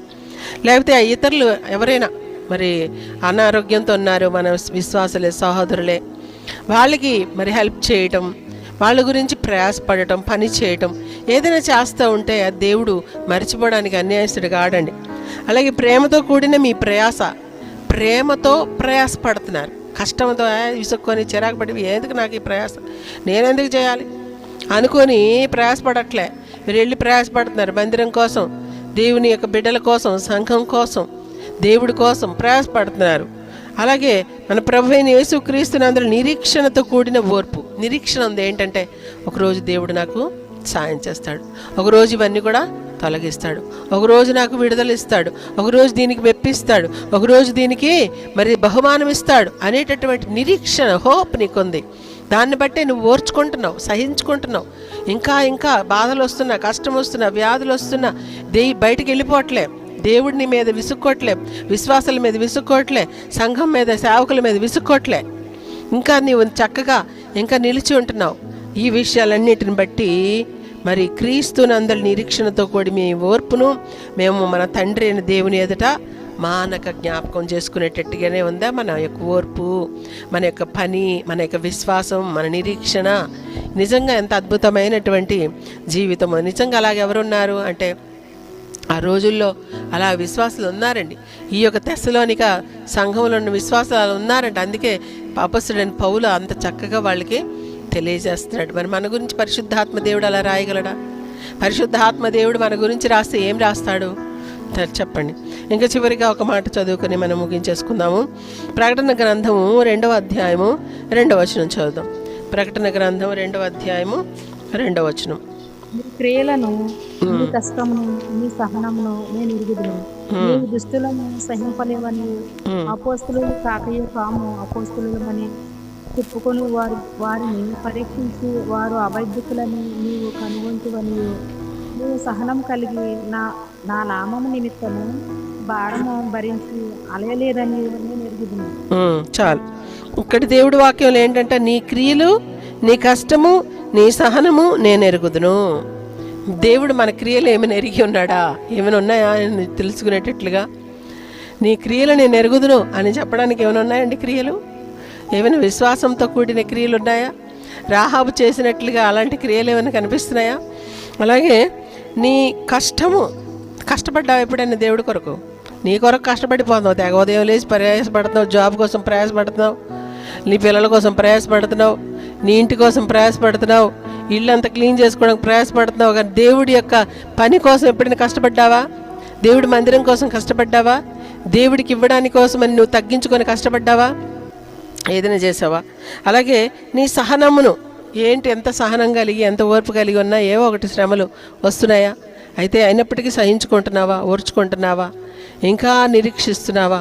మరి ఇవన్నీ కూడా దేవుడికి కనబడాలంట. కాబట్టి ఇక్కడ చూస్తున్నాం దేవుడు అంటున్నాడు ఈ సంఘంతో, మరి ఎఫెసు సంఘంతో అంటున్నాడు, నీ క్రియలు, నీ కష్టము, నీ సహనం నేను ఎరుగుదును. నీవు దుష్టులను సహింపలేదనియు అపొస్తలులు కాకే తాము అపొస్తలులను అని చెప్పుకొని వారిని పరీక్షించి వారి అబద్ధికులని నీవు కనుగొంటివనియు, నీవు సహనం కలిగి నా నామము నిమిత్తము భారం భరించి అలయలేదని నేను ఎరుగుదును అంటున్నాడు. మరి నిజంగా తప్పుడు బోధలైనా సరే లాభం వస్తుందంటే వెళ్ళిపోతున్నావా? తప్పుడు బోధలు కింద పడేస్తున్నారు, తప్పుడు బోధ అని తెలుసు, అయినప్పటికీ నేను కూడా కింద పడిపోతే నాకు ఏదో జరిగిపోద్దామని వెళ్ళిపోతున్నావా? ఇదేనా తప్పుడు బోధలు అనుసరించినట్టు? అదేనండి. అది సహించలేమంటే అక్కడికి వెళ్ళకుండా నేను అలాంటి పిచ్చి పనులు చేయను అనుకో, నువ్వు వెళ్ళకుండా నీకు కష్టమైన పనులు నేను ఎలాగుంటాను కానీ నేను వెళ్ళను అని సహించుకోవడం, అదే సహనం అంటే, ఇంకేం కాదు. తప్పుడు బోధ దగ్గర ఇదిగో నేను బాగా అయిపోతాను కాబట్టి ఆడు తప్పు బోధ చెప్పుకొని ఏం చెప్పుకొని నాకు ఎందుకులే నేను వెళ్ళిపోతా లేదా ఇంకెక్కడో తప్పుడు బోధైనా కూడా నీకు ఎంజాయ్మెంట్ దొరుకుతుంది, అక్కడ మంచి సావాసం దొరుకుతుంది, మరి మంచి ఆ యొక్క పరిస్థితులన్నీ నీకు ఇష్టం, వెళ్ళిపోతున్నావు. అవి మరి కరెక్ట్ అంటారా? కరెక్ట్ కాదు కదా. కాబట్టి తప్పుడు బోధకుల గురించి కూడా నువ్వు సహించలేదు అని, నువ్వు సహనం కలిగి నా నామం నిమిత్తం నువ్వు అలిసిపోలేదని, బాధలని భరించావని నేను ఎరుగుదును అని దేవుడు చెప్తున్నాడంటే ఈ సంఘంతో. అయినప్పటికీ ఒక తప్పు ఉంది అనుకోండి, అది సంగతి వేరే. కానీ ఇప్పుడైతే ఇవైతే ఉన్నాయి కదా, ఈ క్వాలిటీస్ అన్నీ ఉన్నాయి. మనకి ఒకటైనా ఉందా అందులో మన గురించి చెప్పడానికి? ఇప్పుడు మనం చేస్తే ఒకవేళ ప్రభువునందు మృతి నొందిన మృతులు ధన్యులు అనే ఆ జాబితాలోకి మనం వెళ్తామా? చేస్తాం కదండి. అందరూ ఒకరోజు చావాల్సిందే, ఎవరు ఉండిపోం. ఎవరైనా ఊరి మీద ఉట్టు కట్టుకొని నేను ఉండిపోతానని చెప్పగలరా? అందరూ పోవాల్సిందే, ఒకరి ముందు ఒకరు వెనక, అంతే. మీరు 20 సంవత్సరాల తర్వాత పోతే ఇంకొకరు 50 సంవత్సరాల తర్వాత పోయినా పోతారు, అందరూ పోవాల్సిందే. అంతవరకు ఉంటారో ఎవరికి తెలియదు, ఎలా పోతారో కూడా తెలియదు కదా. కాబట్టి దేవుడికి స్తోత్రం కలుగును గాక. మన జీవితాలు ఎప్పుడు ఏమి జరుగుతుందో ఎవరికి తెలియదు. కాబట్టి మనం ఎప్పుడు కూడా రెడీగా ఉండాలి, ప్రిపేర్డ్గా ఉండాలి. నేను ఇక్కడ కళ్ళు మోస్తే అక్కడ ఏసయ్య దగ్గర కళ్ళు తెరుస్తా అనే నిరీక్షణ, అలాంటి విశ్వాసం, అలాంటి భక్తి, నీతి మనం కలిగి ఉండాలి. అట్లాంటి పరిశుద్ధత కలిగి ఉండాలి. అట్లాంటి క్రియలు నాకున్నాయి, నేను ఏసయ్యకి చూసి నన్ను మెచ్చుకుంటాడు అనే క్రియలు కలిగి ఉండాలి. ఏవి లేకుండా ఊరకని ఉట్టి చేతులతో వచ్చాను, నాయన ఉట్టి చేతులు ఆడించుకొని వచ్చాను. ఎప్పుడు కూడా పిల్లల దగ్గరికి, ముసలోళ్ళ దగ్గరికి ఉట్టి చేతులు పట్టుకొని వెళ్ళకండి. ముసలోళ్ళకి కూడా పాపం ఏదో ఒకటి ఒక బిస్కెట్ ప్యాకెట్ని తీసుకెళ్ళి ఇదిగో అని ఇస్తే వాళ్ళు చాలా హ్యాపీ అయిపోతారు. చాలా చాలా మంచిది బిడ్డ అని మెచ్చుకుంటారు. పిల్లలకు కూడా చిన్న బిస్కెట్ ప్యాకెట్ ఇచ్చి నీ చుట్టే తిరుగుతూనే ఉంటారు. ఎందుకంటే వాళ్ళకి అది అవసరం. వాళ్ళకి పాపం ఏదో ఒక బిస్కెట్ చాక్లెట్ ఇస్తే వాళ్ళు చాలా ప్లీజ్ అవుతారు, వాళ్ళు నీ మాట వింటారు. అదే నువ్వేమి ఒకటి కసురుకుంటున్నావు, దగ్గరికి చేసుకోవట్లే, చీ అంటారు, ఆమె వేస్ట్ అని దగ్గరికి రారు వచ్చినప్పుడల్లా. లేదు ఇప్పుడు ఒకసారి బిస్కెట్ ప్యాకెట్ తెచ్చి మళ్ళీ ఇంకోసారి తెచ్చి వెళ్ళినప్పుడు తేకపోయినా నీ దగ్గరకు వస్తారు, ఏమైనా ఉందేమో దొరుకుద్దని. అలాగే దేవుడి దగ్గరికి వెళ్ళేటప్పుడు మనం చూపించుకోవడానికి ఏమైనా ఉండాలి కదండి. ఒక పిల్లల దగ్గరికి వెళితే, ఒక వృద్ధుల దగ్గరికి వెళితేనే అది కావాలంటే, మరి దేవుడి దగ్గరికి వెళ్తే దేవుడు చూస్తాడంట మన క్రియలు. అదే అక్కడ ఉంది చూడండి. లాస్ట్గా మళ్ళీ ముందు చదివిందే ఒకసారి చదివేసి ముగించేసుకుందాం. అదే 14వ అధ్యాయం 13వ వచనంలో ఏముంది? అంతటా ఇప్పటి నుండి ప్రభువునందు మృతులు ధన్యులని వ్రాయమని పరలోకం నుండి ఒక స్వరము చెప్పగా వింటిని. నిజమే, వారు తమ ప్రయాసములు మాని విశ్రాంతి నొందుదురు, వారి క్రియలు వారి వెంట పోవునని ఆత్మ చెప్పుచున్నాడు. ఈ మన వెంట మన ధనము రాదు, మన సంపద రాదు, మన ఆస్తులు రావు, మన అంతస్తులు రావు, మన బంధువులు రారు, మన బంధాలు రావు, భార్య రాదు, భర్త రాడు, పిల్లలు రారు, తల్లి రాదు, తండ్రి రాడు, ఎవ్వరూ రారు. నా అనే వాళ్ళ గురించి ఇప్పుడు చాలా ప్రయాసపడిపోతుంది, ఎవ్వరు రారండి, ఎవరూ రారు. మనం ఒంటరిగా వెళ్ళాలి. అయితే వెళ్ళేటప్పుడు బంగారం వెండి ఏమైనా తీసుకుపోతామా అండి? కూర్చుకున్నప్పుడు దాచుకున్నాం బీరువాలో, చాలా బట్టలు కొనుక్కున్నాం, చాలా బంగారం కొనుక్కున్నాం. నేను కొనుక్కోలేదు, నా గురించి చెప్పట్లేదు. అయితే అది కొనుక్కొని పెట్టుకున్నారు. ఇప్పుడు మీ వెనక ఎంత బంగారం తీసుకుపోతారు చెప్పండి? మీ వెనక ఎన్ని బట్టలు తీసుకుపోతారు? మీ వెనక ఏమేమి తీసుకుపోతారు? ఏం తీసుకుపోతారు? కాబట్టి ఏమొస్తాయంట మరి? క్రియలు వస్తాయి. నువ్వేం క్రియలు చేసినావు? చెడ్డ క్రియలు చేసావా? అవి వస్తాయి. మంచి క్రియలు చేసావా? అవి వస్తాయి. కాబట్టి దేవుడు వాక్యంలో కీర్తనలో కూడా 89వ కీర్తనలు అనుకుంటా అక్కడ ఉంటుందన్నమాట. మనుషులు ఏమి చేసిన వారి వెనక దిగదు, ఘనత దిగదు, ఐశ్వర్యం దిగదు, మంచి పేరున్నా దిగదు, ఆ పేరు కూడా దిగదండి. అయితే దేవుడు రాజ్యానికి మనం వెళ్ళేటప్పుడు ఏమి దిగుతుందంటే మరి మంచి క్రియలు చేస్తే వస్తాయంట. దేవుడికి స్తోత్రం కలుగును గాక. కాబట్టి క్రియలు మనకున్నాయా? దొరకా గురించి చెప్తున్నారు. ఇక ఆమె ఎంత మంచి ధర్మకార్యాలు చేసింది, మంచి సత్కార్యాలు చేసింది. ఏం సత్కార్యాలు చేసిందో మరి ఎన్ని చేసిందో అవన్నీ కూడా అక్కడ చెప్పుకొని వాళ్ళు ఏడుస్తున్నారు. ఇక్కడే ఏడుస్తున్నారండి. మరి పరలోకంలో ఆమెకి ఎంత మెప్పు కలుగుతుందండి. కాబట్టి మన సత్క్రియలు చూసి దేవుడిని మహిమపరచినట్లుగా మరి మనం జీవించాలని చూసాం. అలాగే యేసు ప్రభువేమో, బిడ్డ ఇదిగో నువ్వు నాకు దాహం కొంటే దాహం నీళ్ళు ఇచ్చావు, దప్పికొంటే మరి ఆకలి కొంటే ఆహారం పెట్టావు, అలాగే నేను చలితో వణుకుతూ ఉంటే నాకు వస్త్రాలు ఇచ్చావు, నేను హాస్పిటల్లో రోగినే పడి ఉంటే నాకు మరి చూడడానికి వచ్చావు, పరామర్శించడానికి, అలాగే నేను మరి ఎంత జైల్లో ఉండి బాధను అనిపిస్తుంటే అక్కడ కూడా చూడడానికి నువ్వు వచ్చావు అని అక్కడ యేసు ప్రభు చెప్తున్నారు. ఎందుకంటే ఇవన్నీ మనం చెయ్యాలని, అంతే కదండి. కాబట్టి దేవుడికి స్తోత్రం కలుగును గాక. మరి మనం చనిపోయే లోపల మన వెనక క్రియలు తీసుకెళ్ళడానికి సమకూర్చుకోవాలి. అటువంటి కృప పరిశుద్ధ ఆత్మదేవుడు వినిన మనందరికీ దయచేయనుగాక. ప్రార్థన చేసుకుందాం. తండ్రి, నీ స్తోత్రాలైనా జీవించే ఈ జీవితమునైనా ధన్యం అవ్వాలంటే, మేము మరణించేటప్పుడు నీలోనే మరణించి ధన్యులు అవ్వాలంటే ప్రభా, క్రీస్తునందు మృతులు ధన్యులు అని నీ వాక్యంలో చూస్తాం. మేము అలాంటి ధన్యకరమైన మరణం, ధన్యకరమైన జీవితం జీవించాలంటే ప్రభా మీ కృప మాకు దయచేయండి తండ్రి. మేము కూడా సత్క్రియలు చేసేవారిగా, మేము కూడా నైనా మంచి కార్యాలు చేసేవారిగా, మా క్రియలు మీ దగ్గరికి నేను తీసుకొని వచ్చేవారిగా ఉండడానికి సహాయం చేసి మేము పొందమని, విన్న వాక్యాన్ని మా హృదయాలు నీరు కట్టి ఫలింపచేయమని యేసుక్రీస్తు అతి శ్రేష్టమైన నామములో ప్రార్థించి స్తుతించి వేడుకొని పొంది ఉన్నాం తండ్రి. ఆమేన్, ఆమేన్. ఇప్పుడు మన తండ్రి అయిన దేవుని ప్రేమ, కుమారుడైన యేసుక్రీస్తు కృప, పరిశుద్ధాత్మ దేవుని యొక్క అన్యోన్య సహవాసం, సమాధానం మనందరికీ తోడుగా ఉండి నడిపించునుగాక. ఆమేన్, ఆమేన్, ఆమేన్.